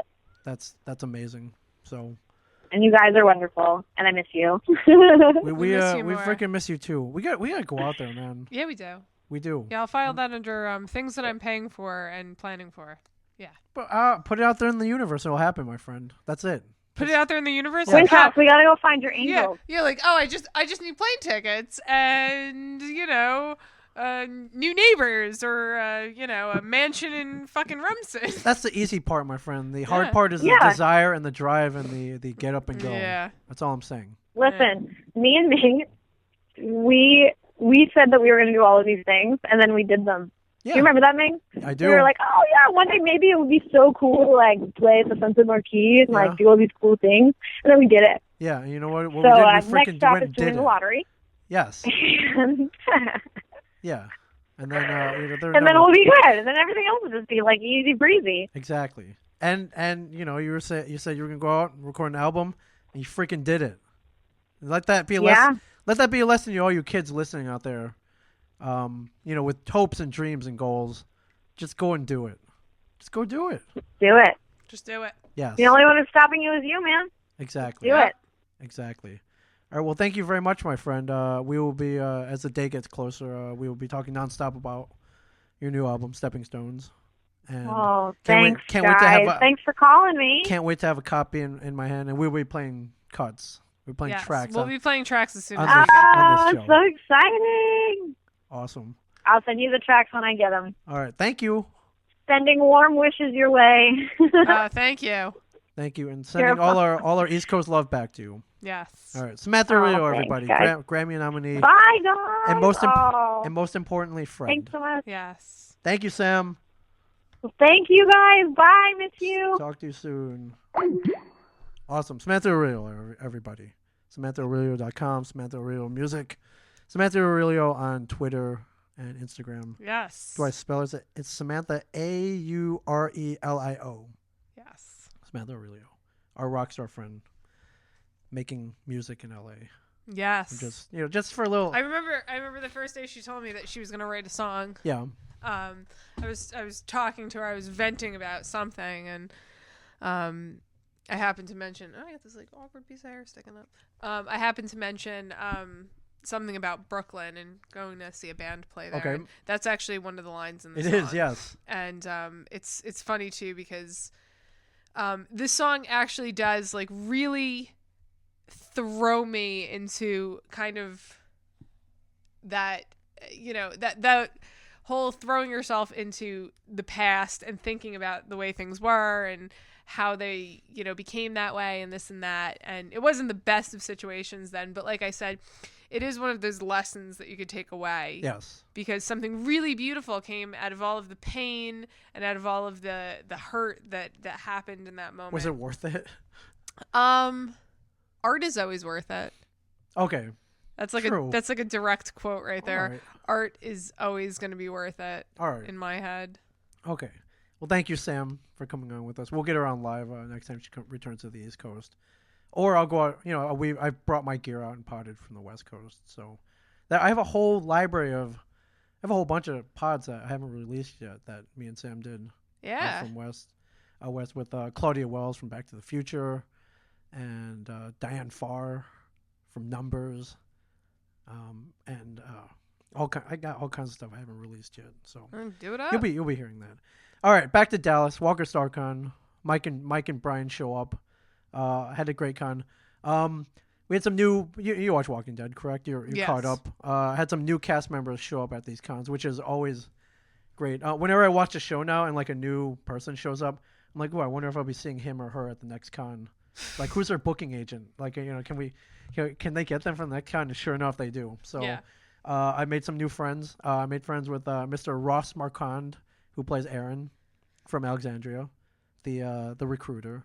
Oh, Yeah, Aaron, like Aaron, good looking yeah. Aaron. He's gay on the show, but I believe he's straight in real life. Oh. And super cool guy.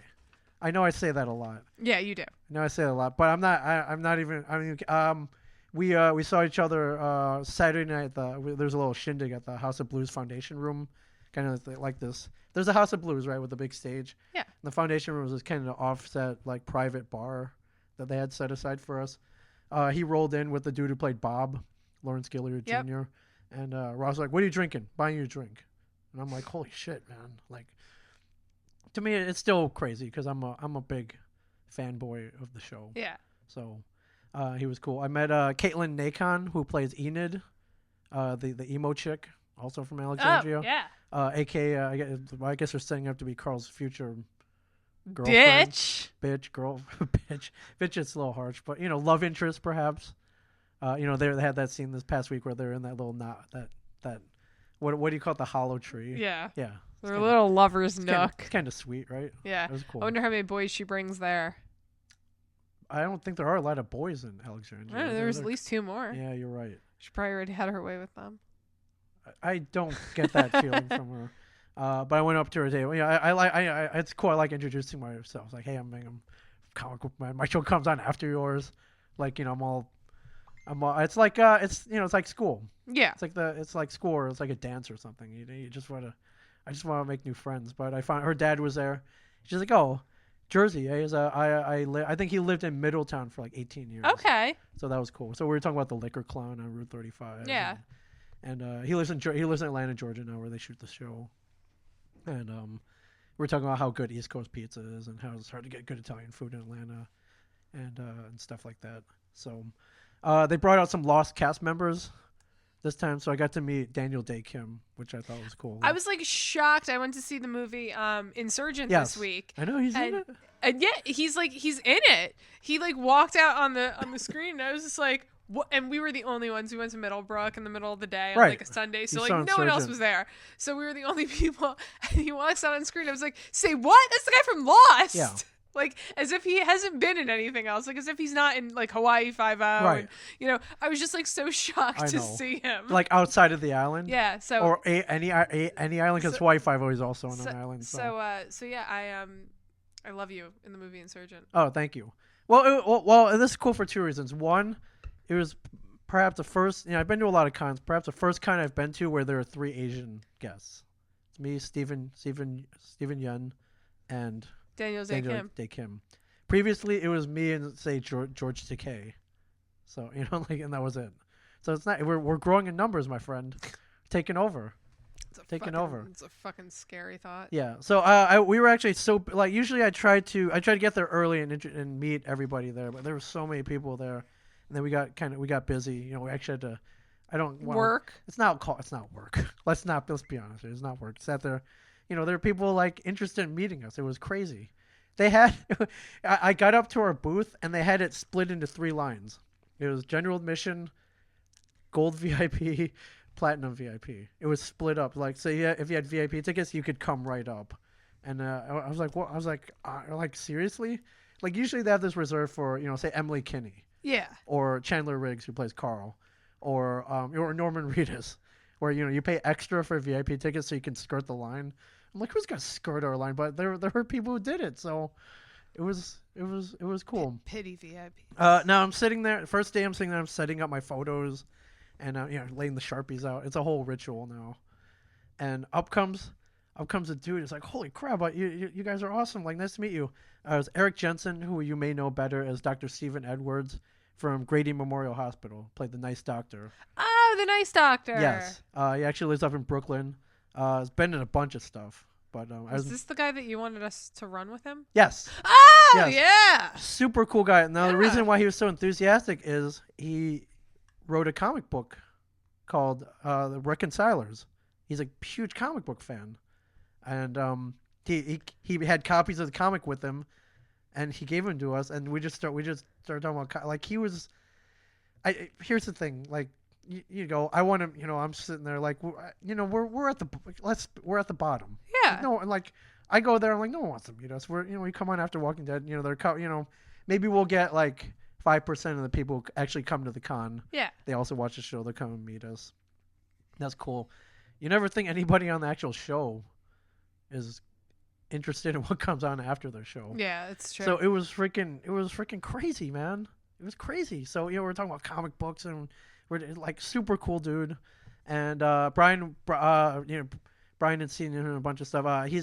His wife is an actress by the name of Jessica Blank, and she was on a show called Bored to Death, which Brian was a huge fan of. So Okay. so it was like it was a huge freaking love fest going on here. So he gave us copies of his we started talking about comics. I read his book on the airplane back from Dallas. It was amazing.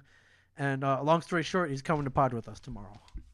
Oh, nice. He's coming down tomorrow. He's going to pod with me and Mike. He's going to I Saw Comics. Nice. It's crazy. It's crazy. So I also met Cullen Moss, another actor. You may know him better as Officer Gorman from Grady Memorial Hospital, the creepy dude with the green lollipop. Lollipop guy. And I thought that was cool when at his booth he had a big bucket of green lollipops that he was handing out. Just like these things are fun, man. We just go out and have fun. So I was like, dude, you brought green lollipops. Like, can I have one? And he unwrapped it and made me eat it. Like, but no, he didn't do that. He didn't do that. It's like super weird. But super cool, awesome dude. Okay. So I had a good time. You may or may not know my brother used to live in Dallas until he passed away. Yeah, you said you were gonna go and possibly meet his family. Yeah, I mentioned this our last pod at Gotham. My brother passed away about a little over 2 years ago. His family is still down there, and so I hadn't talked to him. I talked to him sparingly since then, if not very sparingly. So I wanted to see if they had time to have lunch. Yeah, and I actually set that up on the Friday afternoon I was there. We went to this barbecue joint called the Slow Bone, and so my brother had his wife. She had 3 kids from a previous marriage, so one of them came out with her and her girlfriend. So we got to catch up a little bit. I just want to make sure they were okay. Yeah, things were cool. So it looked like things were cool. Looked like things were going well. So, but I was talking. So it was his youngest. He considered them his kids. He didn't officially adopt them, but he might as well have been their father. Yeah. So his youngest son. When I met him, he was about 9, I guess 9 or 10. I think he's closing in on 16 or 17 now. Wow. So I was talking to him, and I was like, "Well, how's everything going? What are you doing now?" He's like, "Oh, I'm working at a Payless shoe store. Payless, buy one get one. Yeah. Payless." Yeah. I was like, "Oh, okay." I was like, "Well, what do you really want to do?" I was like, "You don't want to be selling shoes the rest of your life, right?" I was trying to inspire him a little bit. Yeah. He's like, "Well, what do you think? What do you think I should do?" Like, and I'm like, "Well, what do you want to do? What do you love doing? That's what you should be doing." He's like, "Well, I like fixing cars." I'm like, "Well, that's what you should do." He's trying to just give him a little push. I'm like, "Listen, I know you got to go to mechanic school and get, probably get certifications, and but if you love it, like it'll be like playtime, Yeah. learning all this stuff." He's like, "Well, it costs money." I'm like, "Dude, save your money, and go fix cars." It's like, "Listen, I know nothing about cars. I don't change my own oil." You just like talking about them. We like talking about past cars we own. Exactly. Apparently, Exactly. it's like I don't know anything. I was like, "Listen, a mechanic, like everyone's gonna need a mechanic. Like they need, a funeral plot or an accountant or just it's one of those things that you're always gonna need, even." In the apocalypse, you're gonna need someone to fix a vehicle for you. So, I was trying to push him over to that way. But then, in this conversation though,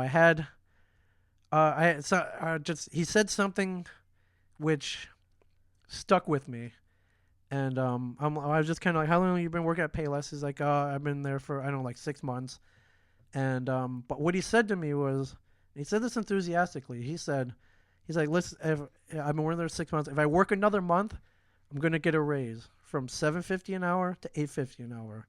And he said this like excitedly, like it was exciting. Yeah. And in the back of my head, I was like, "Wow, the number of times I've heard Brian Johnson complain about these cons, and like how, and just like I'm like, and just in the money, and I'm just like, dude, I got a kid here who's excited about making $1 an hour more. It's like you make that in 2 seconds, like literally. It's like I don't like. There's no one like that. It really put things into perspective about going to these cons, and just how like they always make fun of me. It's like, why are you so happy? Why do you love going to these so much? Number one, I like meeting people who like watch a show. I mean, people who ostensibly think I'm funny. I guess that's cool. Yeah. Honestly, the money's secondary. I like getting the money because I like buying Apple shit. Yeah. For the most part, but and let's be honest, it's easy. Yeah, it's easy money. It's easy. You work retail. It's tough. Not the funnest job in the world, but there are literally people out there excited about making $8.50 an hour, and like literally it's like 2 seconds. Like we can make that in 2 seconds. It's like I don't want to hear you complaining again. So they really put things into perspective. So if you see me going to a con, you're like, why are you so happy about this? That's part of it. I'm just saying. So it was good to be able to meet up with them. So it was good to see them. Well, that's good. That's good that you get to catch up kind of with all family. It's tough. Like my brother's wife, there's a little language barrier. She's mostly saying. Latina, and she speaks mainly Spanish. Her English is decent, but it's hard to, for me, it's hard to carry on a conversation with her. She doesn't really text either. Yeah. So she if I want to talk to her, she wants to talk on the phone. It's a little harder. Her kids, like, I'll text.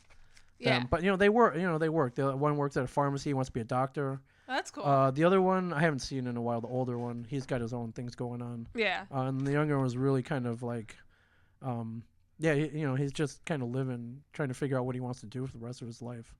And he lost lost guy who was his dad a couple years ago. So it's been tough on them. But they're sounds like they're doing good. So it's good to see them.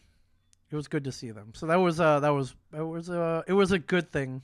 And while I was at this barbecue joint, I hear murmuring, and then simply one comes up and is like, "Hey, are you that guy from that show?" I'm like, "Yes, I am." And the owner is a well-respected restaurateur in Dallas. He's got 2 places, the Slow Bone and a place called Maple and Motor, which is one of their a highly rated restaurants. And he's a fan of the show. And before I left, he's like, "Hey, would you mind signing my wall?" And I'm like, "Yeah, hell yeah!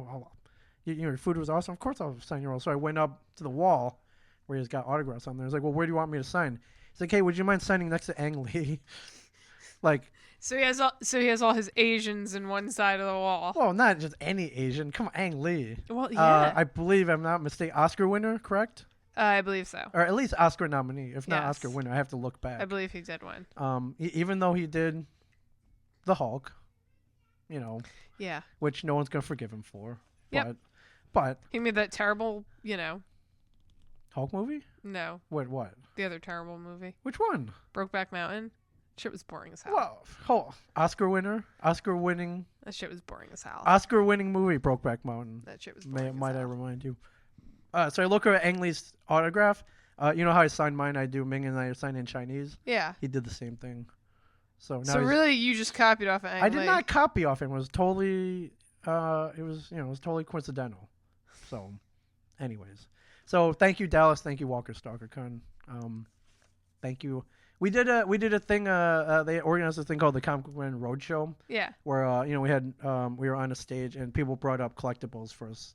Yeah, you were. So I heard Walt saying that that you guys were gonna do that. Yeah, it was mainly Mike, and then Brian was making fun of it, and I would chime in here and there.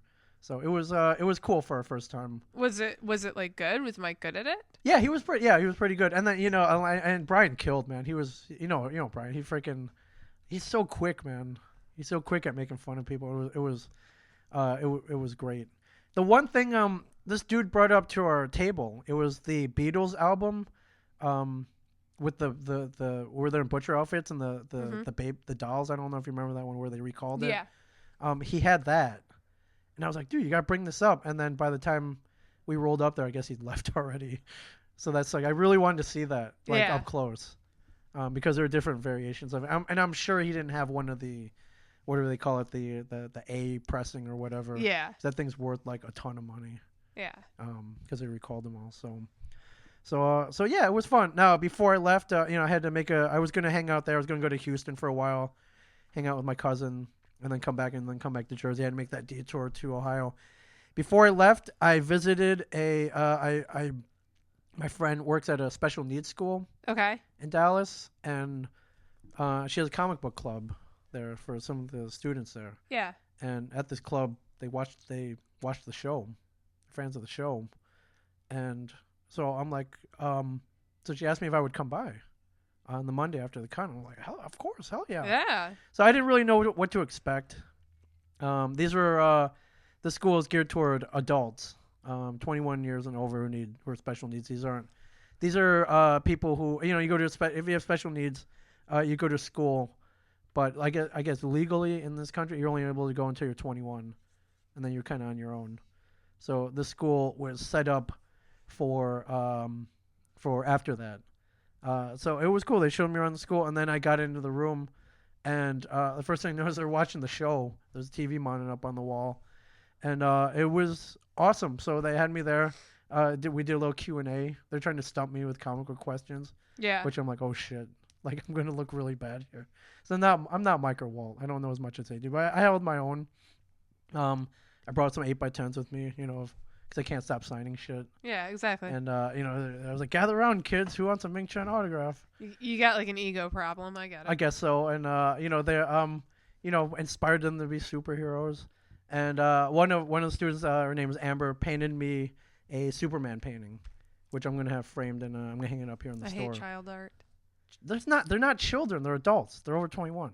Oh. They're not children. Does it look like child art? No, it looks good. I'll show you. Okay. I Oh, tweeted a okay. photo. Oh. There's a group shot of me at the school. I'll look it up. So big ups to Did you put it on Instagram? I did. It's easier to find you on Yeah, Instagram. it's big ups to My Possibilities in Plano, Texas.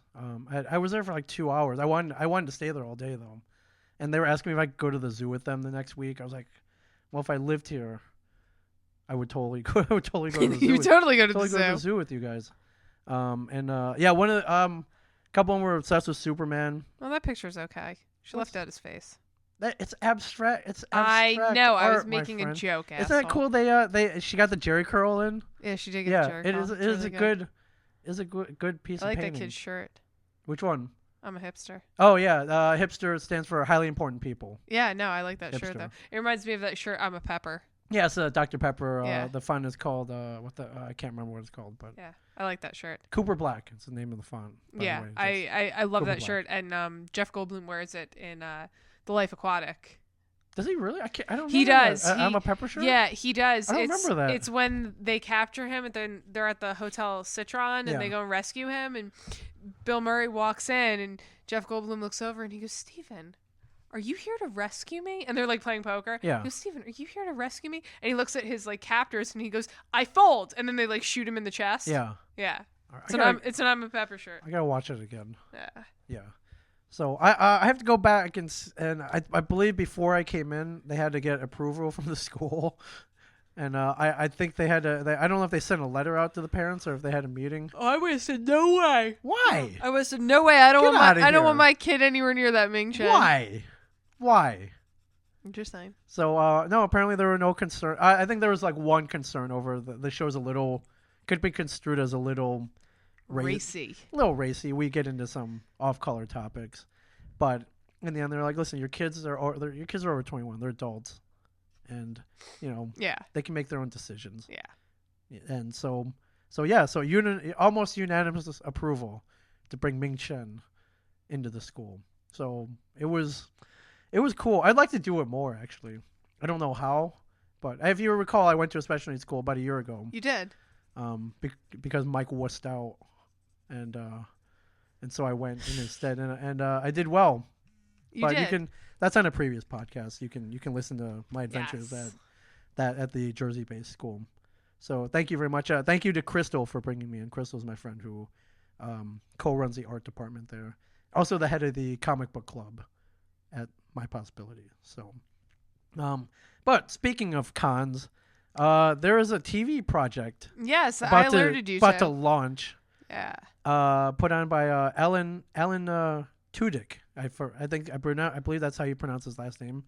From Firefly. Is it Turdick? Tudyk. I believe it's Tudyk. Yeah, there's Is there no an R R in in it. it? I don't believe so. Alan Tudyk and Nathan Fillion, who you may know from as Brown Coats from Firefly and Serenity. Yes. They are they have an Indiegogo fundraising project going on right now. I think they already reached Oh their yeah, goal. they did. They yeah, smashed it. I think that they put it out there, and I think less than 24 hours later they had reached exceeded their goal. Yeah, and this is a project near and dear to my heart.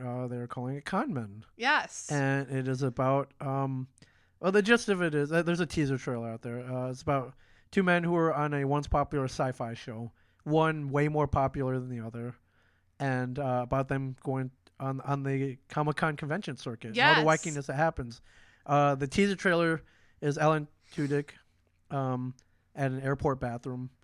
He's in a stall. He's talking on the phone. And all of a sudden, the guy next to him was like, "Hey, are you that dude from that show?"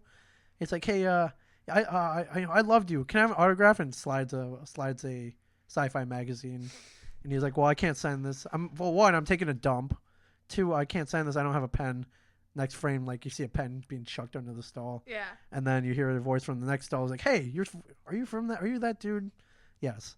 And that's funny to me because something very similar happened to me in a con bathroom where I wasn't taking a dump, but I had just taken a piss. And I was washing my hands. And I was walking out, and the dude was like, dude, I'm sorry to ask you this, but can I have your picture? I'm like, here in the bathroom? He's like, listen, you're getting mobbed out there. Can we just do it here? I'm like, yeah, sure. And then after him, another dude. Clearly, he thought you were somebody else because, how many times do you actually get mobbed coming out of the bathroom? Right, exactly. Yeah. Exactly. Well, so he thought you were someone else. Listen, he wanted to take a shot, and I can't blame him for that. That's true. Like Wayne Gretzky says, you miss 100% of the shots you don't take. Yeah. So now, are you jealous or mad that they're making the show Con Men without asking your permission? Why do you need my permission? Because you are the con man. I am a con man, and if you look at the con man totem pole, I'm not even at the bottom. I'm like the dirt beneath the pole. Beneath their and Nathan pole. and Alan are like at the top. Let's be Yes. honest here. So, if anyone should be making a show like this, it should be these two. Now, my question is, do you think they should waste time making the show Con Men, or do you think that they should just make a sequel to Firefly? Because, the first thing that I thought when I heard... They should be out there making... Yes. Well, this is the thing. The first thing I heard when it was brought to me that Nathan Fillion and Alan were coming out with this Indiegogo... Tudyk. We're coming out with this Indiegogo campaign for a show... pilot that they wanted to launch. I'm like, sweet, they're coming back with Firefly 2. Okay. And then I was a little disappointed to find out it was not Firefly 2. Yeah. Correction, it's called Con Man, not Con Men. Yeah. Con Man. Yeah, it's about one guy. They were trying to get their fundraising goal is $425,000. They have, as of right now, raised $2,357,731, and there are 15 days to go. Yeah. So they're gonna. So needless to say, they can actually just scrap this script and go for Firefly. They probably could make Firefly around $2 million. They can go for Firefly They probably season could. 2. They probably could. Instead of this, you think this is just a waste of resources? Yeah, I think this is a waste of them getting money from people. They should have just said, fuck it, we're going for Firefly season 2. All right. That's what everybody wants. Do you think they can get everyone back? Jewel State, Monica Baccarin? Yep. Most of them are doing nothing except Gina Torres. She's on Suits, but how much time does that really take? Right. Get Gina Torres back. Who am I forgetting here?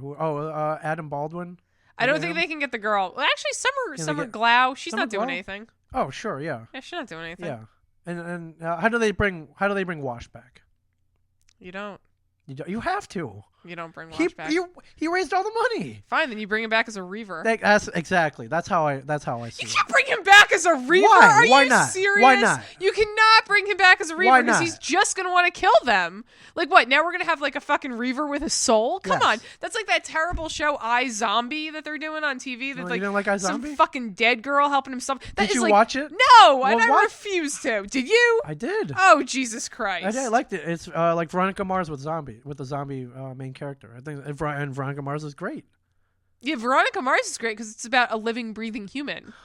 I Zombie is dumb because it makes me want to bang my head. One, it's based on a bang written, my eyeballs into and nails. best-selling comic book, first okay. of all. Yeah, no. And two, That's it's not okay. put on by the same team who brought you Veronica Mars. All right. Well, all right. No. Way regardless, to be open-minded, you my can't friend. bring him back Way to as be a open-minded. reaver. You can't. I know that everyone wants him back, but you just You can't have to do it. bring Wash You back. just can't do it. Then you know what? Joss Whedon shouldn't have fucking killed him. Okay, I agree with that. Well, Okay? Joss Whedon was like, you know what? Fuck this. I can't agree. make Firefly anymore, so I'm going to kill everybody's most beloved Wash. I agree. I'm not arguing with you. It was on the other day. I watched. I got very angry. Firefly or Serenity? Serenity. Serenity's so good, man. Firefly so good. was better. So oh man, when I saw it, I was like, wow, this is if they're going out with this is the way to go. Yeah. So it was awesome. So I'm looking forward to Con Men. And if you're gonna bring back Wash, how do you bring back Shepard? I don't know. You can't bring back these people. They're dead. They're gone. right, Say okay. goodbye. He raised all the money. That's all he could do. All right, and Nathan or Alan, if you're listening out there, Which they're not. I know, but if anyone knows them, or maybe go. Ming wants to be on the show. Basically, yes. Yeah. I have experiences. Oh, Jesus I have Christ. experience going to many conventions. Jesus. I know what it's like. I like to think I'm sort of funny, and I'm just saying, you need more. You need more color on that show. Just saying, I'm a man of color, and let's mix it up a little bit. So, and as evidenced by Walker Stalker Dallas, the Asian con guest population is growing. It's growing. It's growing. It's not just George Takei anymore. I'm just gonna say, if it comes between you. It's not just that. If it comes between you and Tim Allen and them doing like a Galaxy Quest kind of thing, they need to go with Tim Allen over you. I'm just saying All that. right. Because who doesn't love, show of hands, who does not love Galaxy Quest? Everyone loves. If your hand is in the air right now, you are dead to me. I'm just saying. I would. I'm just saying. My schedule is fairly open, except if I'm at a con. And if you need two Asians, get me and Garrett Wang from Star Trek. I'm just saying, get a couple Asians in there. So Con Men coming at you soon. Okay, let's wrap this up. Okay, well, I got a number of topics here. Do you want to talk about Comic Con Season 4, the wrap up? Last episode aired. I don't know if you saw. I don't even know what the last episode is. Did you see me rap? Did you see the rap battle one? No, I didn't. Why? Out of all of them, why didn't They're you rap on my that one? DVR. I really just have to get. I haven't right. watched anything. Well, spoiler, I get into a rap battle with DMC of Run DMC. Like, that writes itself. How could you not watch that? Okay, I'll go watch that one. Okay, I'm just saying. As, someone who's witnessed me rap Yes, and I've witnessed the writing process. Yeah, and I won when you were here, by the way, finally. Well, you won, but then you really lost. Right. Yes. So, Season 4 has ended. I thought it went pretty well. The ratings were very good. Maybe not Pretty Little Liars, but we were up there. Went pretty well. Are you anticipating Season 5? Yes. Stay tuned, my friends. Stay tuned. That's okay. That's all I'm gonna say. And who's the first person you're gonna tell? Probably my wife. Wow, that's Perhaps. impressive. But you might be the second. Well, I told you I want to be in your top 5. Okay. But I think top 3 maybe. Okay. But I might text some of my Walking Dead buddies first. But Oh, gee, sorry, I'm not just popular enough to be on a famous TV show. Eric Jensen or Christian Serratos. Well, Maybe I'll send her a text. Listen, you dropping names of people who don't matter. I'm just saying. I'm just saying. Yeah, when you get Andrew Lincoln on speed dial, this girl still don't care. Oh, okay, nice. All right. Okay. And Walking Dead 90-minute finale, which is why we had a 2-episode finale this week. Yes. You generally do not like the show, so how? No, I actually, been pretty awesome. God, God, you gotta admit it's been pretty awesome. I fucking hate Alexandria. Like, they were going so good on this season, and then you got to Alexandria, and I don't know, Rick has become exactly what he fucking hates. Oh, like he has become the guys in the bar that made him kill humans to begin with. He's become that person. I won't say that he's become the governor because he's not actively going out and seeking people to kill yet. No. But that's next. No, but he's become the people he hates, and his whole I'm covered in blood and I'm flipping out Right, and I'm gonna make all the decisions. Yes. Yeah, Rick-tatorship, that's gotta go. It's just they need to string him up and beat him. Are you excited for the 90-minute season finale? You're not excited. 90 minutes. It's gotta be awesome. God, that's 89 minutes too long. All right, so you've given up on season 5 already. No. I mean, You have to admit, season 5 has been pretty awesome. yeah. The hospital was a great twist. Yeah, no, the hospital's been good. I liked when they weren't Terminus at was Alexandria. opening on with Terminus. Yeah, That was pretty awesome. You know, I liked pretty much all of this season. Then they got to Alexandria, and I feel like they really like hit like a stop. It was. I think it was planned out that way. You know, it happened in the comics. No, exactly. So even in the comics, it was meant to kind of slow them down a little bit. It's not terrible. Because there's some heavy shit coming up. If you read the comics, like some really heavy there's shit. Obviously. Really heavy. So but God bless them. More Walking Dead means hopefully more comic book man. Yeah. So you know, stay tuned.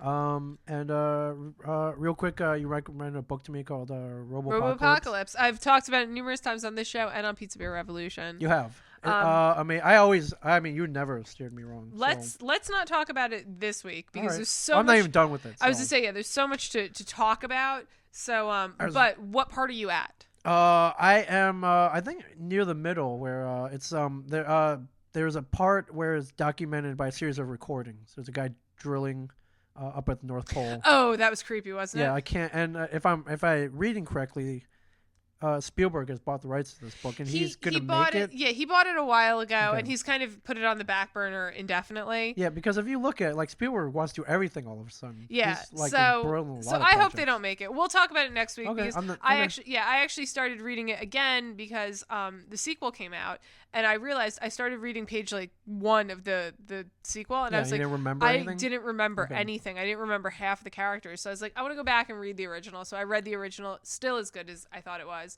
And now I'm gonna be starting probably tomorrow. Yeah, it's good. It's it's definitely influenced by Terminator, World War Z. Yes. And The Abyss. Yes. A lot of, but all cool things. So yeah, we'll talk about it. Keep reading it. I want you to finish it. There's some really good parts coming up. One of you've actually already reached one of the chapters that really irked me. Okay. I think you've reached 2 of the chapters that really irked me. So we'll talk about them next week. Okay, cool. I was reading, then I got distracted. I've been watching the 12 Monkeys TV show. It's pretty awesome. I've been watching Pretty Little Liars. Yeah. It's killing my brain. Is it awesome? I heard the finale was not that good, but well, they were gonna have if you know anything about the show, there's obviously somebody tormenting these girls named A, and it was the big A reveal. The reveal, okay. Not so much of a reveal when they reveal a character that you've actually never met before. Yeah. So not a real reveal. It was a little cop yeah, out it there? was All it was right. a little low blow, but I'm sorry. I mean, so disappointed. I'm looking forward to the summer because now they're going to start explaining everything. For real this time? Maybe. Who knows? All right. Fair enough. If you haven't watched 12 Monkeys, awesome. Could use your support as well. So they're it's a sci-fi show, so it's good. It's so good, man. It's if so, you a few years ago, I actually was pleading with everyone I know to watch a sci-fi show called Caprica because it was the sequel to Battlestar Galactica, and that shit got canceled. It so did. I don't really feel bad for you. Not to mention, I don't think 12 Monkeys is getting canceled. I think it's so good. Not to mention, I mean, I'm not going to bring it up again and again, but the river.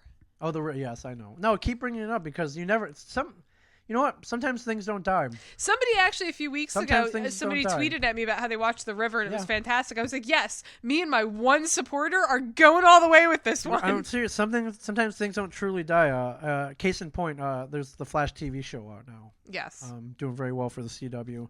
The guy who plays Barry Allen's father was the Flash in the 1990 Flash TV show, which only lasted a season. Now, 1990 here, 24 years. Can you imagine getting that call 24 years later? It's like, we want you back. But not as the Flash. No, but but still, and we want you as a regular, a recurring cast member. 24 years went by, and they gave John Wesley Shipp a call, and now he's back on the Flash again there. and doing cons again. Yeah. I'm just saying. Con man. Truly don't die. I may be getting a call when I'm 65.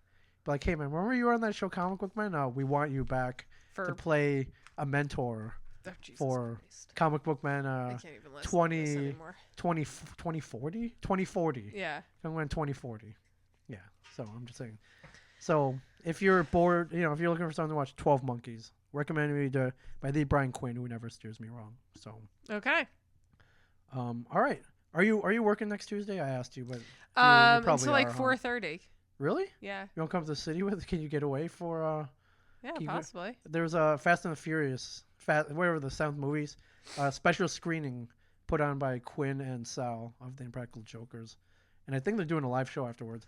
Invite only, my friend, and I've been invited because we're friends, but Okay. but yeah. if you're free, Yeah. okay.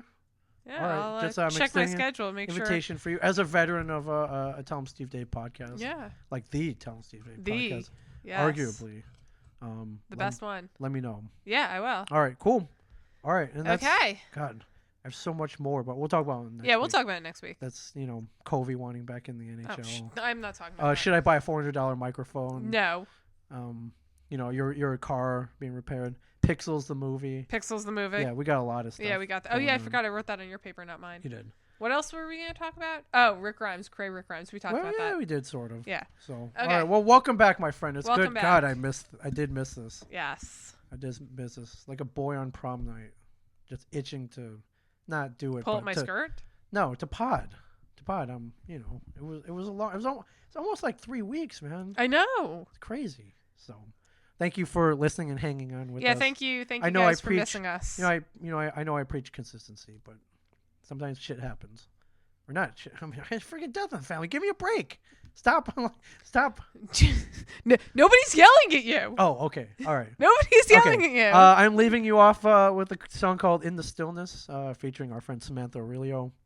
You should have put on my song.